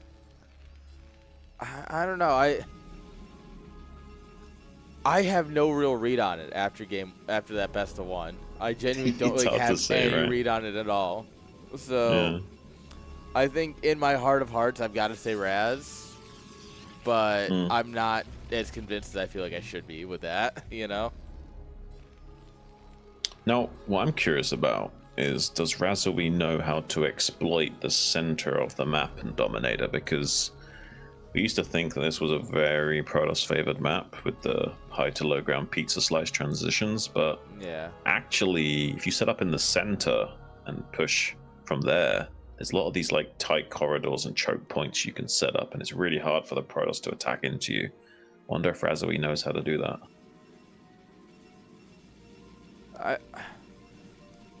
I feel like it's hard to reach AS rank without knowing at least some of those tricks. Mm. Like I feel like you can definitely hit like high B, low A without knowing like map specific tricks. But I feel like once you hit that point, it's all right. We kind of all know our build orders. We kind of all know how to like engage in fights. I mean, obviously it's not perfect, but it's I feel like there's I don't know what's the term I'm looking for. I feel like it's just something you should know, by that point. Right. I mean, might not be good at it, but I feel like it's something you at least need to be aware of. Yeah, I mean, I imagine if you're a student of the game in general, you've seen how the pros play this map plenty of times, and it's definitely in your mind. Whether or not you do it or not is another matter. Yeah. And part of me wants to say like, oh, well, yeah, of course, if like you're that high in the game, you've probably watched like pros or something. But I know pros in StarCraft 2 that just don't watch any other pro games. Like they just show up and play. And they're like, yeah, I don't know. I just am really good at playing the game. I don't particularly like StarCraft. I just tend to be really good at it. And that was something sounds like always... a StarCraft 2 exclusive thing, but yeah. Oh yeah, for sure. StarCraft 2 is a game you don't have to love to play. Brood War is a game you have to love to play. Yeah, unfortunately, I think StarCraft 2 a little bit too easier to play. Oh. A little bit of a pause. Pause. Maybe some technical difficulties. He's adjusting his earphones. Yeah. Yeah. Exactly what it was. Oh, it's fine. Intermission. He knew that the Zealot was coming. He needed like that minute to like mentally prepare. Yeah, right. Oh, the Marines glitched out. Oh. Raz is willing close. to gamble. No. There's also You shouldn't gamble. This is just really good SimCity. Like you're being able to cover the SCV here really easily. Like Yeah, it's nice. I like the setup a lot. you see plenty of times where it's like, oh, I put the factory here or here, and it's like, no, if you keep it here near your SimCity, you get a lot of advantages. Yeah, this is really safe. Okay, so he's going to come out and bully the Zealot now. The change of pace. Yeah, like the Zealot can't challenge, and there's enough Marines that he can... Oh wait, there's two. Look at the natural. Oh yeah, I was going to say there's enough Marines here to bully the Dragoon as well. So yeah, he's got to have to run. He can push behind this. This is going to be really interesting because this block is not only going to slow down the Nexus, but it's also going to give him good scouting information on whether or not he can attack or not. So he might, pull back. Okay. Yeah, this is definitely the safer option. But yeah, you should probably pull back, especially when you've... Yeah, it's not fun, but you should because you've already delayed the Nexus so much. You might as well pull back. There's no reason to risk. Unless you had mines and really good micro, it's not worth it. Yeah. I need to do like the shift hold micro so they lay down mines quicker. Yeah, that is one thing. I have tried playing Terran just for like fun, team melee type games. I don't get Vulture micro when it comes to like laying mines and stuff. Yeah, it's a bit finicky, but it's not as hard as you think. I mildly understand Goon micro and stuff. It's stupid, but I kind of get it. I can't, like, I can patrol micro my Vultures so they fire, but I can't get them to do like anything else. Well, if you do the inputs correctly, you can get them to like lay down 3 mines way quicker than you would think is even like actually allowed possible by the game code. But as long as you do the shift inputs, it's actually viable. Interesting. Yeah, you can make them lay mines really quickly, which is why they're so good at it in like ASL, because they're also getting the Vulture to shoot while they're laying mines with the shift hold, as well as laying down the mines quicker. Which is just nuts to me. Yeah, You know, I'm a shaving mere off the mortal. shields while you're laying the mine. I am but mere mortal. I can only watch people do that. Some of these S-rank guys do it as well. Gypsy, for example, would probably do that quite a bit. Oh, yeah. I'm sure, like, once you're good at the game, it's something you have to learn because it really is just an optimization that's required. Especially in TVP, where there's a lot of points where the power balance is against you and you need every little help. You sound like a Terran player. Yeah, I'm trying to stroke the egos of the guys in chat right now. Well, we're gonna see Reaver here. Everyone thinks there's snow. Well, we're gonna find out how close Raz is to snow, I guess. I'm guessing he's closer to a D rank player than he is to Snow, but yeah. You know? Not to say that he's bad, but just, relative terms. Yeah, I get what you mean. I'm not entirely sure I disagree with that. Beautiful Vulture, by the way. There's pro gamers that are closer to C rank than Snow in terms of their Reaver and shuttle control, like, it's crazy. That's true.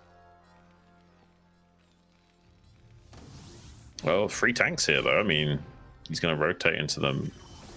Okay, he's taking a shot here. There's a lot of damage onto that Reaver already, and he's only killed 2 SUVs. Yeah, that's a weird choice. See what I mean? Closer to D than Snow. And he's getting locked out by these Goliaths. Razui holds really well so far. Yeah, and that's... Not everyone can be Snow. I think Protosses need to figure that out. I think only Snow can be Snow. You know, I'm willing to agree on that one. The thing is, he has to wait with scouts. Don't try building Reavers like that. You should he build Reavers. They're really good, but don't expect to be able to just like drop.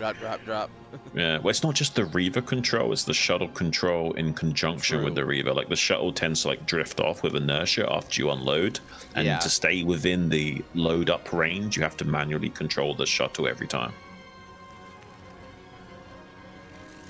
Which is just a mind-boggling thing. But that's what makes StarCraft cool, is that people are really good at these things. That to me just makes no sense. Like, well, he waited for some technically, but like, he waited for some shield to regenerate and then flew it over the turret to get out. That's smart. But he didn't wait for all of the shields. He just got most of it back. Yeah, that's a but he needs to shuttle out on the map. Yeah. How much do you need it out on the map versus how much you're willing to wait, You need, you don't want to risk like a Goliath getting in position to lock you in completely, Yeah.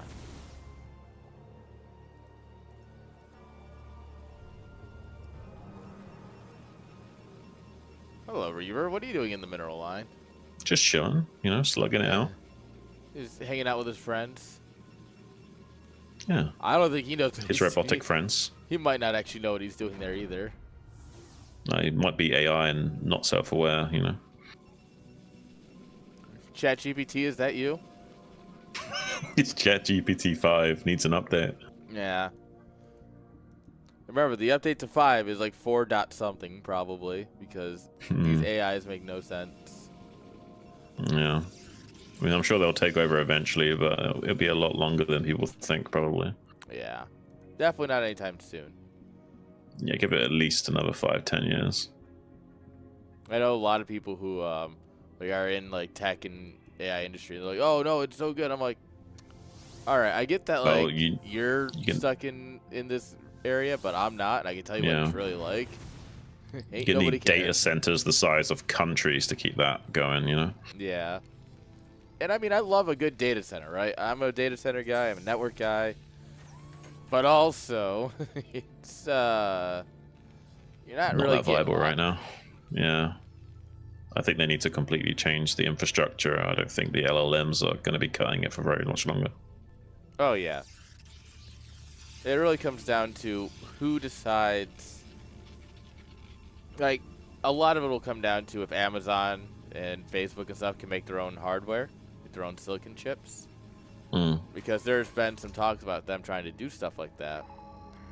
Because if they can make their own chips, they can make code specific to them, and then it'll run a lot better. Yeah, But yeah, makes sense. until then, that's why, what was the Chinese one? DeepSeek? DeepSeek, yeah. That's why it was so powerful, is because they built it to only work on, like, NVIDIA cards. Like, nope, we're going to just write it in CUDA, like, as low as we can get. And it'll only work on this hardware, but it'll work really good. You would have thought that everyone would learn their lessons from how they build like games consoles to be very specialized hardware, right? Yeah. Well, I mean, you remember Roller Coaster Tycoon? That was written in assembly, and that's why it runs in everything. That's why it runs so well. It was written as low as you can go on the totem pole of coding languages. Essentially. Nice. One of the things I always thought was really cute was, remember Space Invaders, the old arcade game? Like, the difficulty of that, where like they move faster left and right, the more of them you kill, was totally accidental in terms of the difficulty slider, because there's more, at memory being freed up with the less sprites there are on screen to render, the faster it can process. I never thought about that, but that is hilarious. I like that a lot. That's good. Oh, okay. That connected. Not sure how, but that one connected. Yeah, I mean, this is a pretty reasonable third base timing. If he gets away with this, he's going to be set up very nicely in this game. But Raz poised to try and... He's got, what, 9 vultures here? Yeah, not a lot to screen against the Zealot. So if he makes a mistake with how he positions these tanks and leapfrogs them, but he takes some damage onto those Reavers. Yeah, that's not good. They're both on low HP now. They split their shots, so neither Reaver died, but both of them are like on low to mid HP. Oh, actually. You must have missed that shot. Oh, okay. I don't think I've ever seen that before. I think, 2 tank shots would kill. Not if it's actually full HP. It depends. Really? Yeah. It's 140 versus 180. Oh.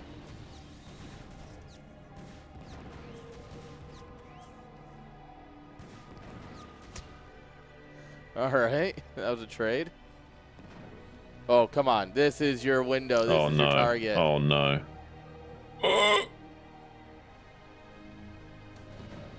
It's 4 seconds to dud, and he gets the dud. Whew.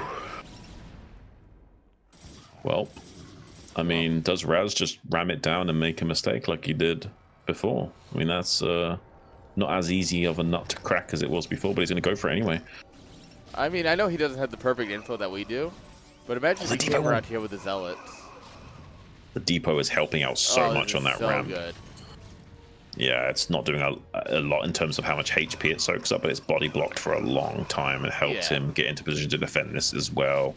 Raz in a little bit of trouble, that turret as well, bottling up things tightly. He's not getting the trades that he needs to right now. Yeah, we've lost like all of our Zealots. Oh, tank from the low ground blasted. Man.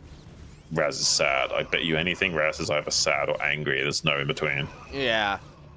I'm betting on sad, but there's definitely no in between. Yeah, I think more sad than angry. That's a kind of moment, Yeah.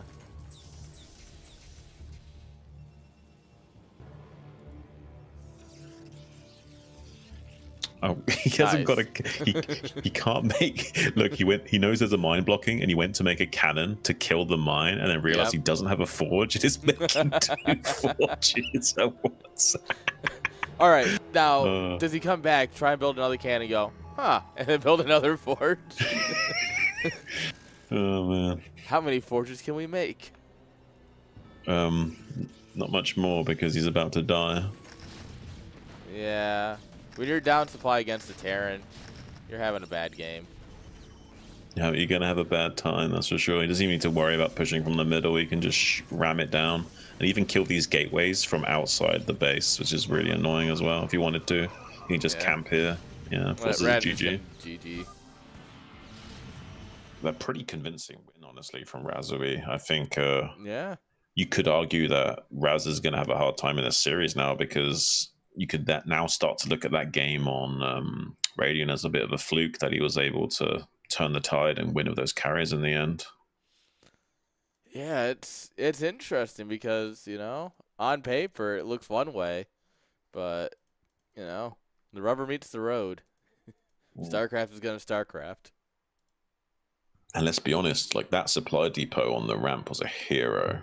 Like that's what the one thing that he could have done in that Radiant game to make the trade go even better for him was just like, depoting up that ramp, the bridge right away. Yeah. I think there's a not zero chance that Raz doesn't make it out of the round of 24, and I think that's surprising. Yeah, I had my bets that Raz would be joining Bonif in that round of 16, and it looks like that might not be the case anymore. Well, we might have to do 2 Polish interviews today. That's going to be a sad day for you, right? Or if Raz makes it out, we're absolutely going, USA, USA. Going to overcompensate if he finally makes it. Oh, yeah. Man. This is, if Razui can do it, that's an incredible showing from him. And Yeah. then he gets into the round of 16. He's got a shot to make a name for himself. Well, if you ever want to be a strong tournament player, you need to not let these games get inside your head, right? You need to just take each game as a fresh thing and not get psyched out by those sorts of weird situations to be a champion player. One game at a time, right? Yeah. You can definitely turn it around. He's just going to have to play fresh in this game. Seems like the map is going to be knockout, guys. All right. Both players are ready. We're going to be jumping straight into the action. IPSL match number 2 between Raz and Rasoi. Let's get it on. It's for knockout. That was a little quick.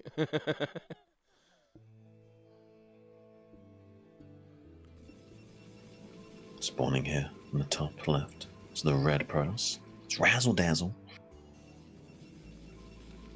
His opponent in the bottom left, currently 1-0 up. It's Rasoi. It's the blue turret. I just imagine that if Razui wins, we pull him in. The first question is, how the hell do you pronounce your name? Actually, yes. I'm going to ask him that because I've probably been butchering it this entire time and we're going to have egg on our face. It's going to be something completely off from what we've been saying. Yeah. And he's going to be like, why? What have you been saying? And we're like, do you really want to know? You listen back to the cast and shake his head.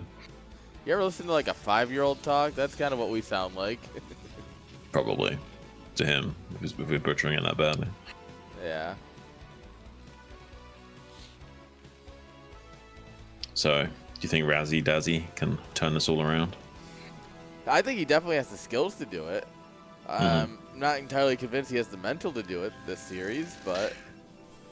Didn't I talk off air with you a little bit about how I feel like there's some sort of mental block with Raz when it comes to tournaments where he's always playing at like 90% of his power level? Yeah, that's 100% true. We did talk about it off broadcast. And it is also 100% true that it's just true. It does feel like that when the pressure comes on, Raz is not 100%. And I mean, that's okay. I mean, it's rough, but it is what it is. I think a lot of people have that problem. It's like it's a special thing just for him, but yeah, 100%. A lot of people do have these mental blocks. There's these other guys that are like cool, like Bonif, for example. He's cool as a cucumber, played tons of tournaments. Yeah. Probably doesn't even faze him that he plays, but some of these other guys that haven't quite made their way in the scene yet, it matters more to them. There's adrenaline flowing through their veins, and it's hard to focus and get that ebb and flow going. Yeah, you're never going to throw DeWalt off his game, right? Like, that's just not going to happen. But, Unless you're Bonif. That's fair. Man, I just remember during the CSL Pro Spring, I don't remember who it was. They dropped the Reaver, and the other one pulled all the probes and sent them back a second too early and lost like 8 probes. God, that lives in my head rent-free. Okay, so this is really interesting because Raz was setting up to maybe go Nexus before Gas, like a gateway expand, but also Rasui is doing a bunker expand already, so Rasui is actually going to be coming out ahead blindly. Huh. He's blindly countered Raz's build here. I think Raz has got to be annoyed by it. You're just seeing that, you're like, And this, my dear Protoss, is why you just 12 next every game. Well, I mean, let's see, because like he's got the SCV kill here. He's got this pressure with the Zealot. There's a way he can still find a good place in this game. Yeah. Let's see, because if he sacrifices any more SCVs to the Zealot, then suddenly Raz isn't feeling too bad about it. But so far, just one SCV kill. He needs to find a little bit more than that. Can he get the cancel on this? He does. He gets the cancel on that. That's nuts. This is pretty big. I feel like the game is starting to slip through Razori's fingers now. He's not as confident in these early game skirmishes. The Marine is caught as well, not in the Sim City. There's a Marine that was just hiding behind the gas. Making this second Zealot is coming in clutch for Raz right now. Yes. The fact that he delayed his Nexus and made that second Zealot is helping him so much. Oh, man. The Marines are in a good spot, but it does seem that Raz is still getting a hit here. And their third Zealot. Hello. And a fourth. He's just gonna. A fourth. He's going full Protoss here. Yeah, he's in full ape mode right now, but you can't blame him. You see a bunker expand like this, and if you just sit back on one Zealot and go into Nexus, it doesn't feel good, man. You kind of has to do this. Yeah. And I mean, so you cancel the Nexus, you delay the factory, you're killing Marines. I don't know what else. You're gonna get the kill on the bunker. Not even a cancel. That's a straight up kill. Yeah, I feel like this is Rasoi's biggest weakness, is these sort of like early game micro shenanigans, right? Yeah, and he went quick forge here. I like that. One of those, like, if you're gonna go gate expand or 12 next, I'm a big fan of the forge cannon follow up, because if they do a Marine push or a Marine Vulture push, his Dragoons and that are so late that he can just walk over you with like 10 Marines, you know? Yeah, technically speaking, like, you know, on paper, the 2-gate is the best follow-up to a 12 next. But also, outside of DeWalt, I'm not convinced that anyone playing in this tournament could hold properly with that, you know? Well, there's something to be said that, yeah, just because it works on paper doesn't mean the execution makes it go that way, right? Like, yeah. Especially at a non-S rank level, or whatever you want to call it. Yeah. Could Mini do it? Sure. Yeah. Could anyone else do it? It's just crazy, like the canyons of difference in skill level in StarCraft. Like even at S rank, like 2300 is nothing compared to 24. You know? Yeah. It's like you look at like a 1300 player to a 1500 player, and you know they can. You know, it's not cleanly 1-to-1, but you know, it all kind of you can kind of trade punches down there. And then you look at like a 23 versus 24, you said, it's like there's no shot. Yeah, it's crazy. Like if there's 100 MMR difference at a high level, it's almost guaranteed that you will win, even when you're in a deficit of a early game. Yeah. We lifted the barracks, by the way, so there's no more micro spot anymore. Wow, he's actually going to kill some Marines here as well. Whoa. Oh no. Oh no. He gets him the Vulture for free. Way. Okay. Are you kidding me? That's GG. Like that, not to call the game, but like mentally that's GG. That's pretty bad. Like Flash would struggle to win from here maybe in some situations. It's just that bad. And we're gonna go and take another base. Third gate Robo. No. Oh, not again. No. That's crazy. If he kills the Dragoon though, if he body blocks the Dragoon and kills it for free, then it would be good. But he's let the Dragoon get into the main base, which is a big mistake. Now he's in trouble. Yeah, this isn't great. Like if he body blocks with the SCVs, this is not game ending technically. Like he can still squeeze out the tank and be fine, but now the 2 Dragoons are on top of the tank. It's not as optimal. SCVs do beat Dragoons. I think that is worth remembering. He's going to repair the tank. He's going to be okay, but he's taking a little bit too much SCV damage. Yeah, we're building Marines to try and reload the bunker. Ooh. Lose a goon on the way out. Rad's in his goon micro, man. Is that off center? Is that Nexus misplaced? I know that the 12 and 6 o'clock are weird on this map, but I think you're right. I think it's 1 hex to the right, isn't it? I want to say yes, but I also feel like I know that these feel weird when I'm taking them, so that might maybe be it's right. weird, but I feel like that's off. But maybe it's just the map. Yeah, so it looks wrong. I can guarantee you that. We need an expert in how to misplace an Xi to tell us what to do here.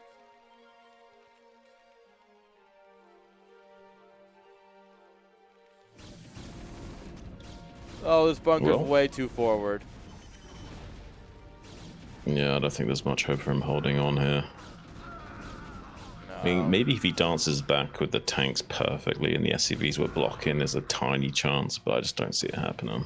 No, I think even with like the perfect micro, you're just in such a deficit that your entire game plan revolves around Raz messing up. You know? Yeah, pretty much. You're hoping that he runs it down and makes a mistake, like he did on Yeah. Radio earlier, but I don't think you see that happening. He's gonna have to tap out. Yeah. Any game plan that revolves around your enemy doing bad, it's not a good game plan. No. So we're all tied up, guys.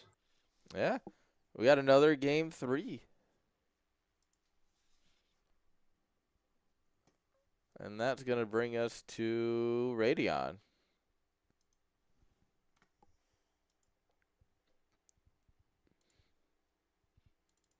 There we go. Oh, man.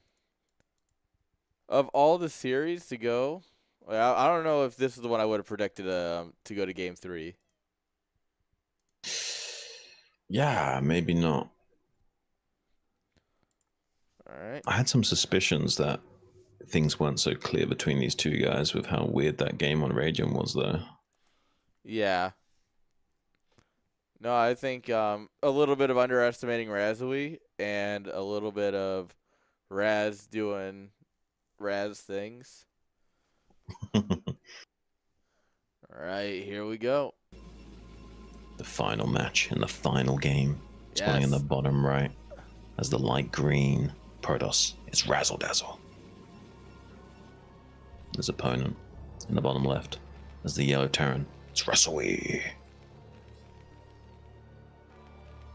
I'm glad that we had the two people with the very similar name play against each other twice today. The colors are actually kind of similar as well. Yeah, I was debating on keeping this or going red versus blue. Like, luckily, they're different races, so it's not terrible, but red versus blue is probably a better idea. Yeah. This is something I've complained about a lot, is that in Brood War, and I mean, this is mostly because no one really thinks about it from a broadcast perspective, is kind of forget about the mobile viewers on Twitch. And I've tried watching some people cast, like the Artosis versus, what was it, Zeke's the one he played most recently? Or he's played a few show matches. And I'll tune in, and it's like I can't tell what's what on the minimap on my phone. Like, and that's like kind of important for me just watching, especially when I'm not listening. Yeah. It's like another reason why top versus bottom is so important in a tournament setting. Absolutely. And I have had to beat that into some players. Yeah, I imagine you've had, especially when you're casting from replays, there's a lot of guys that forget to make their games in top versus bottom. Yes, that's especially because I do a lot of CPL casting, right? And I've worked with the devs of CPL where there's a tool, like, we can just make it so that the colors, fun fact, are part of the data in the replay that you can just edit. So we found a way to just default colors to red versus blue if we need to. And that was just, by the way, it was a little laggy, but we are headed straight to the center of the map. Looks like he's checking for BBS or AREX or something. Yeah, he flashed his camera up there a few times. I'm like, are you setting like a camera point there? What are you doing, bub?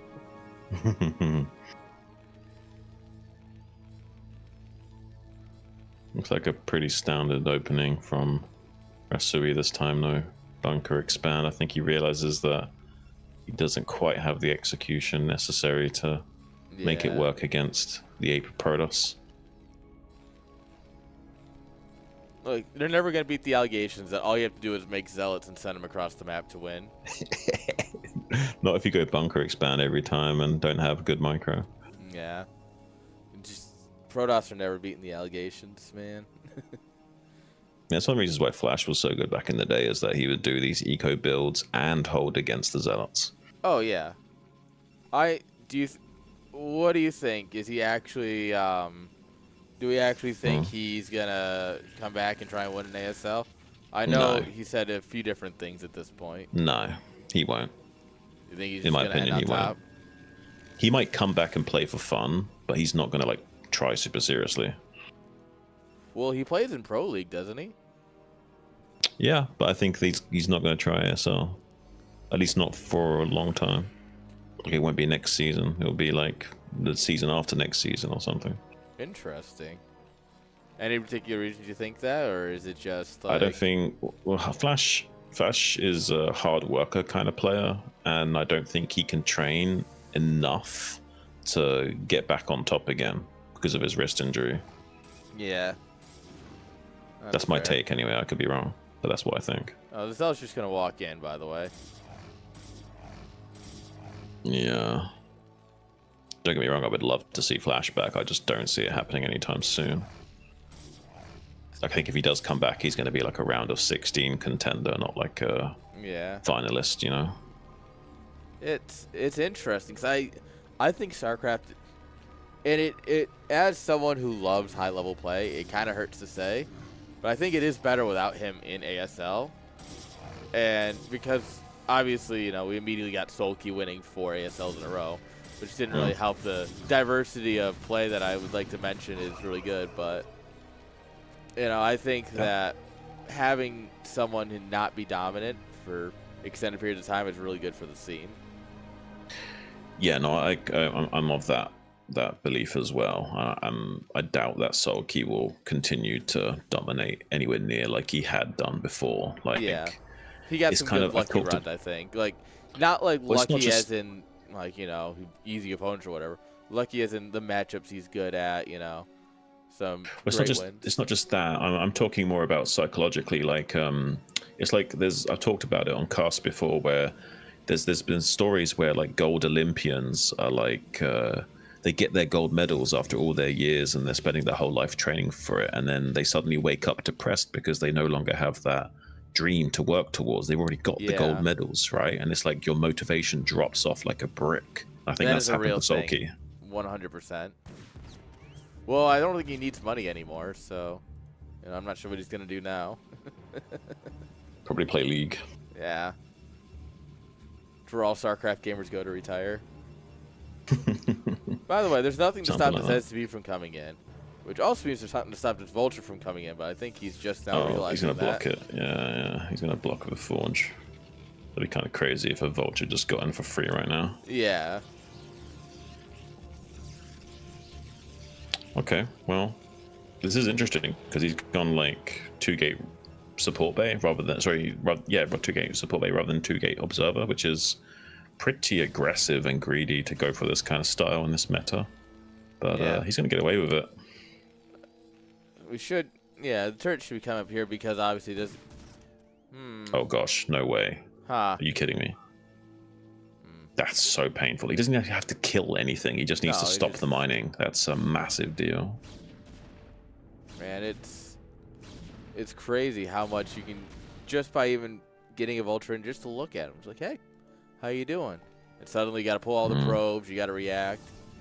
It is, yeah, to put that into perspective for you guys in the chat that are a bit less well versed in the income rates, it's 50 minerals per worker per minute. So if you like have to pull 10 workers away for 30 seconds, I mean, you've just lost like 250, 300 odd minerals worth of mining, especially because it takes longer for them to go back to optimal mining once they get back on. Yeah, and I mean, you know, you look at chat, we've got Machine, Nash, Turtle, you know, definitely people who don't know too much about the game. Total noobs. Nah, yeah, you know.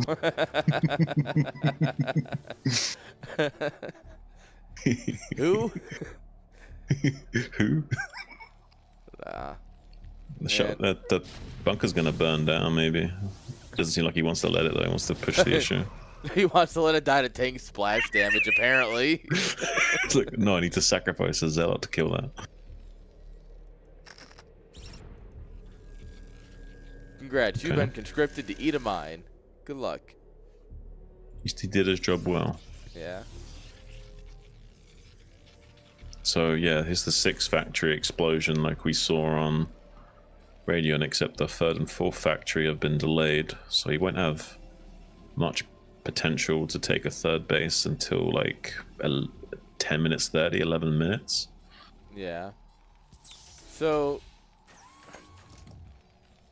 do you think 10fac's more of his style, or do you think 10fac was just like a one-off kind of, I need to macro a bit more? Or? I don't know. I think it's just he's not as confident with his macro cycles, and he just finds that round number to be easier to manage and to queue up units with. Just works better for him. Would be my guess. I mean, it's just neat. It's interesting. Let me rephrase this thought. It's very interesting because I know a lot of players at this level of like really good, but not like damn fine. Like to be a little bit of a southerner here for a minute, you know. The difference between really good and damn fine, you know. Damn fine, boy.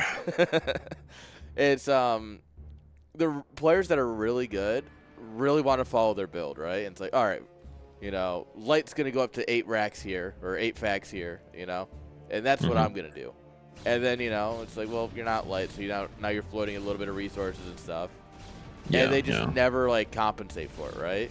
They just end up like queuing up units. And they never add more or anything. Where it's like, if you just add on that extra factory, you know, problem solved. I mean, you see that a lot at the mid levels where players just aren't as confident, so they compensate by things like that, like an extra barracks or an extra factory or whatever. I think you have to be careful not to rely on that crutch too much, though, because it can create bad habits, you know? Oh, yeah, 100%. You want to get better to the point where you don't need that extra factory. But it's like, you know, people who build, like, 1 extra cannon against a Hydra bus. Like, all right, at some point, you're going to learn to, like, not do that. However, until then, like, do it. Because if it means you don't die, it means you're going to get better at the game. That's why I think usually breaks from StarCraft can be very beneficial, where you like stop playing the game for a while and you like kind of refresh your tunnel vision, you know? Oh, 100%. By the way, IJ, welcome Raiders. How was the show match? Hope it was fantastic.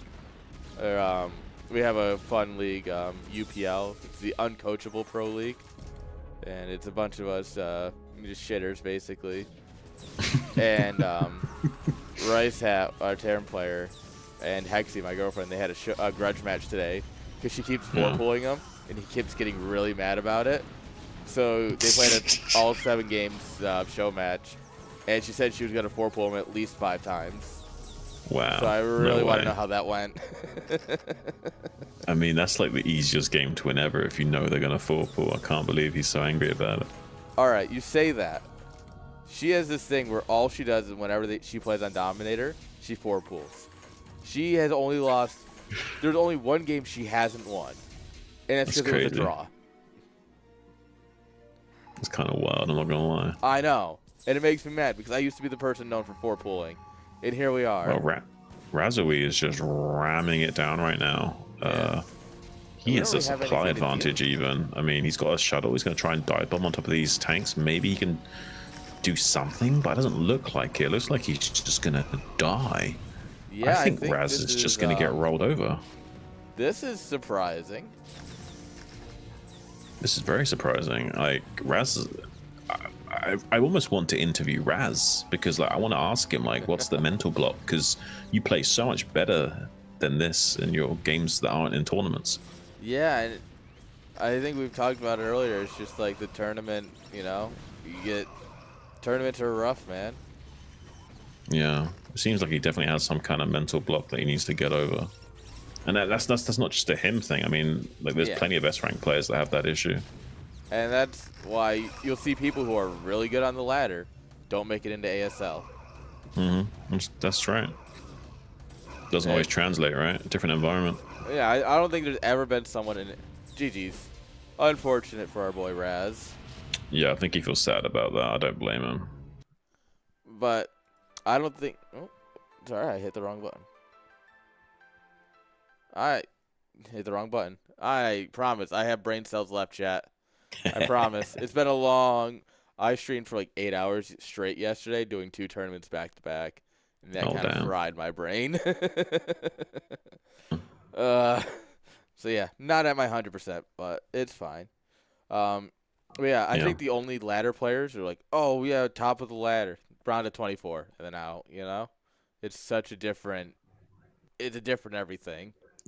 Yeah, it happened. Like Raz was just not macroing. Like he had so much unspent resources for the majority of that mid game. He was just struggling to execute. Yeah. That's so unfortunate because he really like it. The games like when Raz does good, he looks really good, and then all of a sudden it's just he has nothing, and a Terran army just pops up in his, between his natural and his third. Yeah, I mean we can't take anything away from the win. Rasui played really solid games. Oh to yeah, put himself into that position too. Definitely have to talk up Rasui because he's definitely better than, I've only seen him a little bit in my tournaments, and you haven't really seen him at all. So we went in a little bit of a disadvantage of not realizing, like, oh, wow, got it good at the game. Yeah. I mean, those Polish players, there's something about them, right? There's almost like Poland. I've said before, like in BSL, that Poland is like the Korea of Europe. Poland is the Korea of Europe. We're going to just open with that as Rashley comes in. Hello. Congrats. GG's. Yeah. Congratulations, man. Yeah, thanks. How'd you feel about those games? Well, I'm feeling kind of fine. I think like the first game on Dominator, he a bit throw away the attack on my third. Then I counter attack, and in the second game, I wanted to try gasless just because I was 1-0 ahead, but this just didn't work out. I knew that he most of the time do this Zealot 2-2 timing Zealot, but I just expected Nexus first. That's what I wanted at least try since I'm 1-0. But in the third game, when I saw that he's chasing 1 vulture, 2 vultures with the Reaver, I knew that there is my opportunity that he to kill him just because he just wanted too much. He wanted, and I scanned before and I saw like 2 gates and 3 and 4 nexuses or something like this. Then I said, no, this is not gonna work since he's not even able to deny my push. So I knew if I focus on it and push decently, then I will have a decent chance of winning the game there, actually. So especially with the especially with the cross spawns and just being too greedy. Sorry, the horizontal spawns is too greedy to do something like that, especially. You mean by this attack it's it's too easy for the Terran just to roll over to your natural on this map, on this horizontal spawn, I think. Yeah, but the thing is that he doesn't really that much. He thought that I will go for expand, camp, and stuff. And I'm not sure that he knew that I'm going for that many factories, because I saw there was, I believe, pop out of a first shuttle, no observer there, because I saw he lost the gun. So I was like in kind of okay position. I knew that he got like 1 or 2 obses. I killed one with the scan. I think he got that into his head because of the best of 1 match on Radeon, because you played a very like sit back siege expand style, and he expected you to play a little bit similar to that, I think. Yeah, I watched that. I watched that game, the first game that I lost to him. It was like, but I was actually in a pretty decent chances, even because he caught a lot of pros. I watched that game. If I could kill his 6 o'clock instead of like pushing his natural, and then because he at the end he only was left with the 6 o'clock, and I had 2 bases, another behind it. So I still even after all of that, what happened before the attack, the counter attack that I did. But again, he gave me the opportunity to attack, to counterattack in the game. Yeah. He definitely fed into you, but you missed your chance because you had a window where you could have punished him and started playing whack-a-mole with his expansions quicker. You managed to run him down to his natural, but you didn't actually kill much of his bases quickly enough with that attack. And your transition to Goliaths was a little bit slow as a result.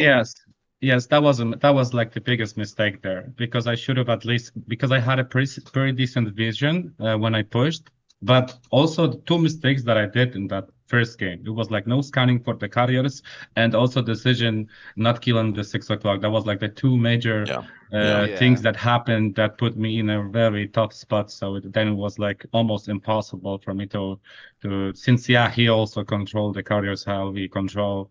He's not a bad player, so then it's very tough to do anything. But yeah, happy to win those two games. That made me, I believe, go to the next round. So, what are your thoughts against playing Turtle? That was a series and a half against Zerg. Well, yeah, that was also very strange. That there was a like against Raz, latency was kind of okay, but against Turtle. Yeah, it was massacre. It was massacre, because I tried to bin my units, and all of those, only the first game that I lost, though I tried something sneaky, but he just muslinking me. But those another two, I saw how hard it is for me to bind all my units, move around and stuff. But he just really wanted to kill me, and I felt that. And then I just said, okay, just throw whatever you want, because I'm playing normal game. I'm like all of those series that I wanted to play like, normal games and feel what I'm good at, and it just worked out. So yeah. But yeah.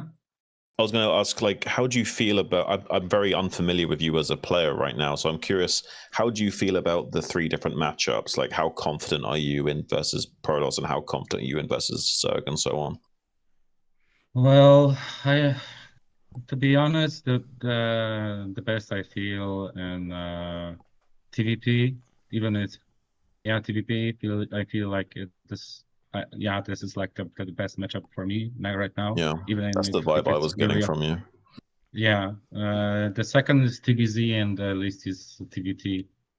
Well, it's a good thing you got this group then. Yeah, actually, kind of fine, because I struggle a lot with TVT lately. Like in the past week or two, I trying to figure out how to avoid those whole vulture fights and stuff, but it just feels so difficult, and so you have to be so sharp in TVT to have because nowadays everybody knows most of the builds. The level is very high.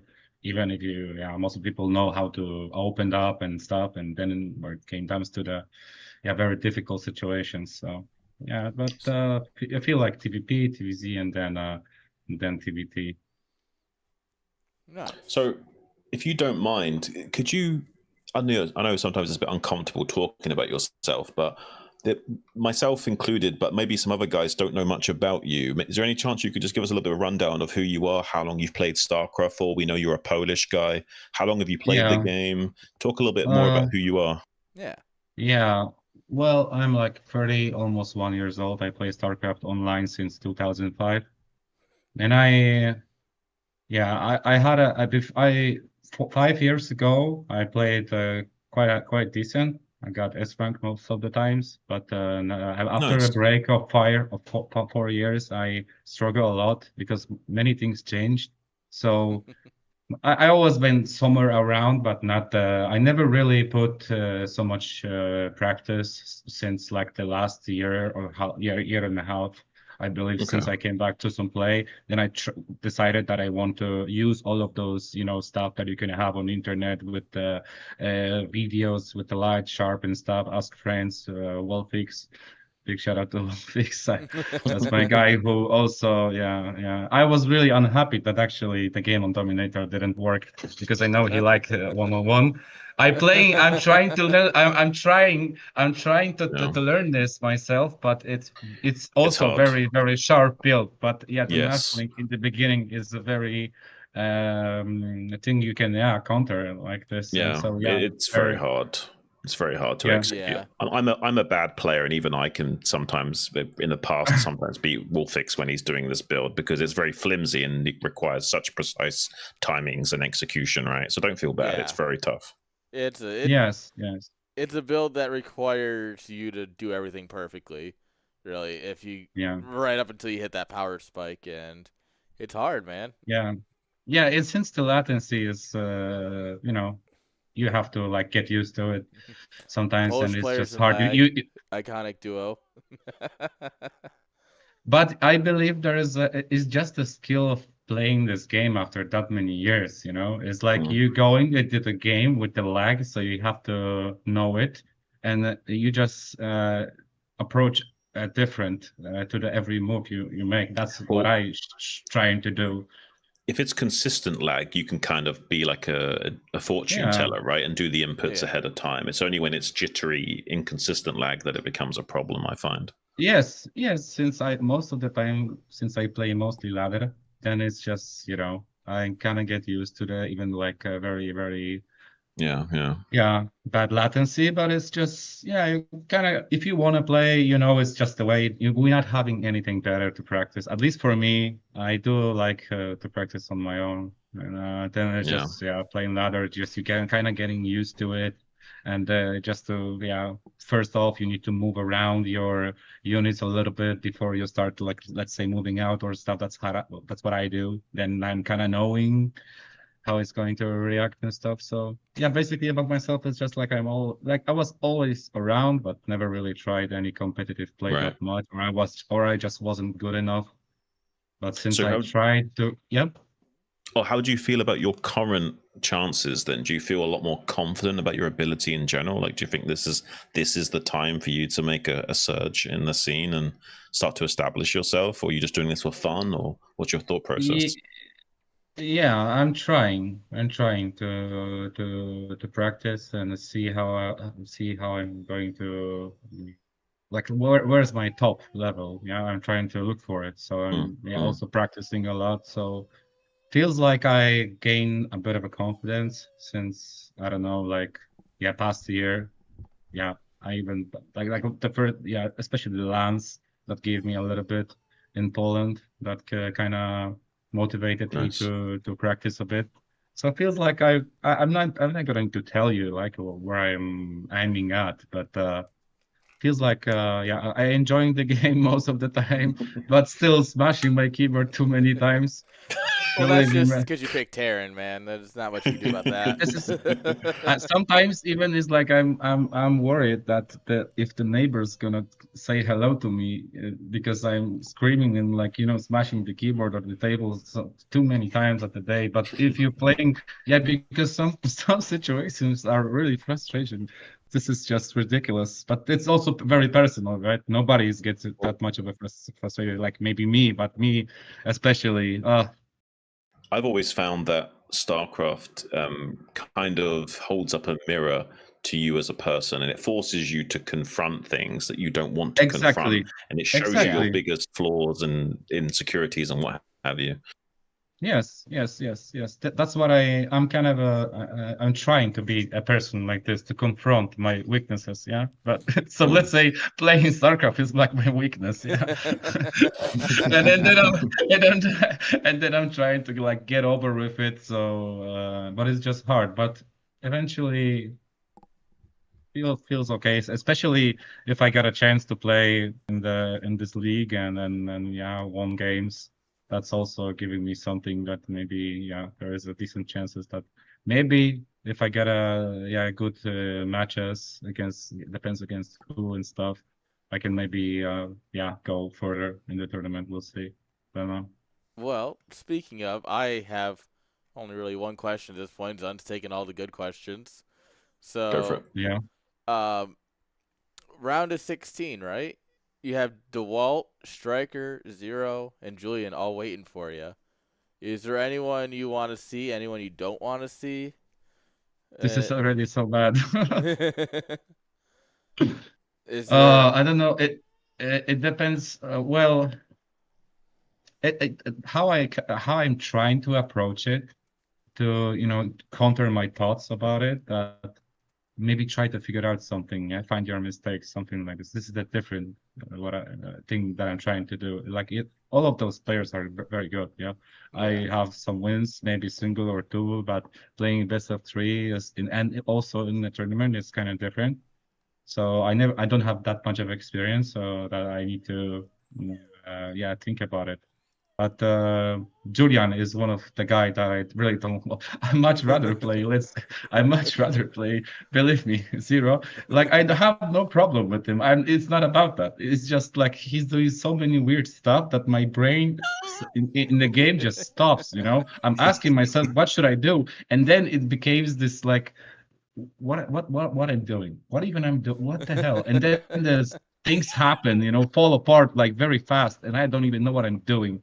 This is like against It's him the Terran curse. Yeah.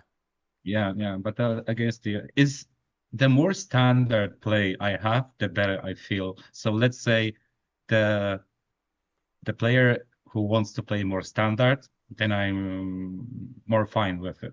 Yeah, that's the Terran answer.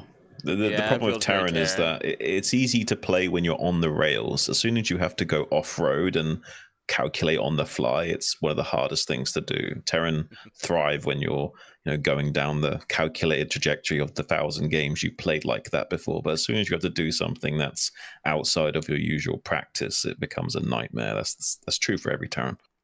Yeah, because look at this. Like, let's say there's an example. Like, I practiced 18cc with no marine against Protoss, but I cannot do it against Raz just because since I know he's going for this fast zealot all the time, right? Yeah. So I couldn't even execute. Yeah, I couldn't even execute that because he's zealot coming to me very fast. So I have to really gamble if I wanted to do it. So I already gambled one game, but just because I was 1-0, so I said, okay, maybe it's gonna work. But Yeah. so that's also what I'm teaching, learning that when you 1-0, you can try something greedy, that's definitely the right time to do it. Yeah, that's for sure. That's what I wanted. That's what I wanted to try something. I thought about first CC for first.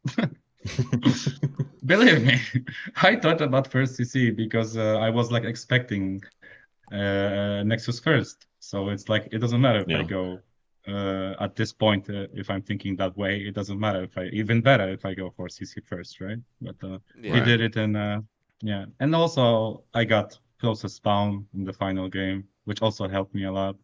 But also he helped me a bit with his move. So he was being way too greedy. Yeah, I used his too greedy and mistakes that he did. So I'm pretty sure he knows that he should be in front of my base and never let me move out that easily. So yeah, that's just how it went. Well, it was great to cast and watch your games, and it's nice to see more and more great Polish players coming out of the woodwork. I don't know if you heard what I said at the start, but I said that Poland is basically like the Korea of Europe in terms of its player base. You always seem to have the best players, and it's nice to see more of you showing what you can do in the scene. Yeah. I'm also very happy. Thank you. That's very kind from you that you said that. So we'll see what will happen. I look forward to seeing more from you in the round of 16. I hope you get lucky with the group stages, the nominations. Yeah, we'll try to do my best. Yeah. Well, good luck, man. Good luck. Got any questions, Al? Yeah. No, that's all. You asked all the good questions, man. You're a good interviewer. Thank you. Oh wait, but I do have one question. Yeah. This is a very important question. How do you pronounce your ID? That's a good point. In Polish, it's rasowy, but I kind of get used to the razowy. It's just fine for me. Okay. If people say razowy, like you pronounce it in English with the R, and it's just fine. I'm not expecting nobody to try even at the Polish, because Polish is, a very difficult language. So So in I'm Polski, not. it's with V's. Yes. Yeah. Oh, most of So Europe it's just does. Well, anything that's got I Latin can. roots, really. It just it. Yeah, it means like pure blood. If you want to translate it, yeah, like Oh, pure okay. blood, something like this. If you, And then you join Definitely a never IRK term checked play. it. anyways. Well, I like memeing on IRK players just because I know most of them. yeah, yeah, I've been here for a long time, so It's a fun team. All jokes yeah, aside, it's a fun team. yeah. I do like that playing WCL. Yeah. So it's also a good practice. But I just lost today, so happens. Yeah, Yeah, thank you very BWCL much is for. good. IPSL is better. Yeah. I Well, got, thanks very I much got, for. yeah. Thanks a Thank you. lot. Thanks a lot. Sorry. Thanks for the casting, guys, and Yes, for the we'll see you interview. in the round of 16, my man. Yeah, thanks a lot. Yeah, thanks, man. You have a good one. Yeah, bye. Peace. All right. Well, that's about all I got planned for today. Zun, do you have any last words you want to say to our adoring audience? Thanks everybody for tuning in. It's been an absolute blast, and I'll hopefully be joining you for more future casts in the coming weeks. So stay tuned, I guess. Yep. All right, guys. We're gonna go ahead and send it on over to somebody. Until then, we hope you all have a great day, and we'll see you next time. Thanks, guys.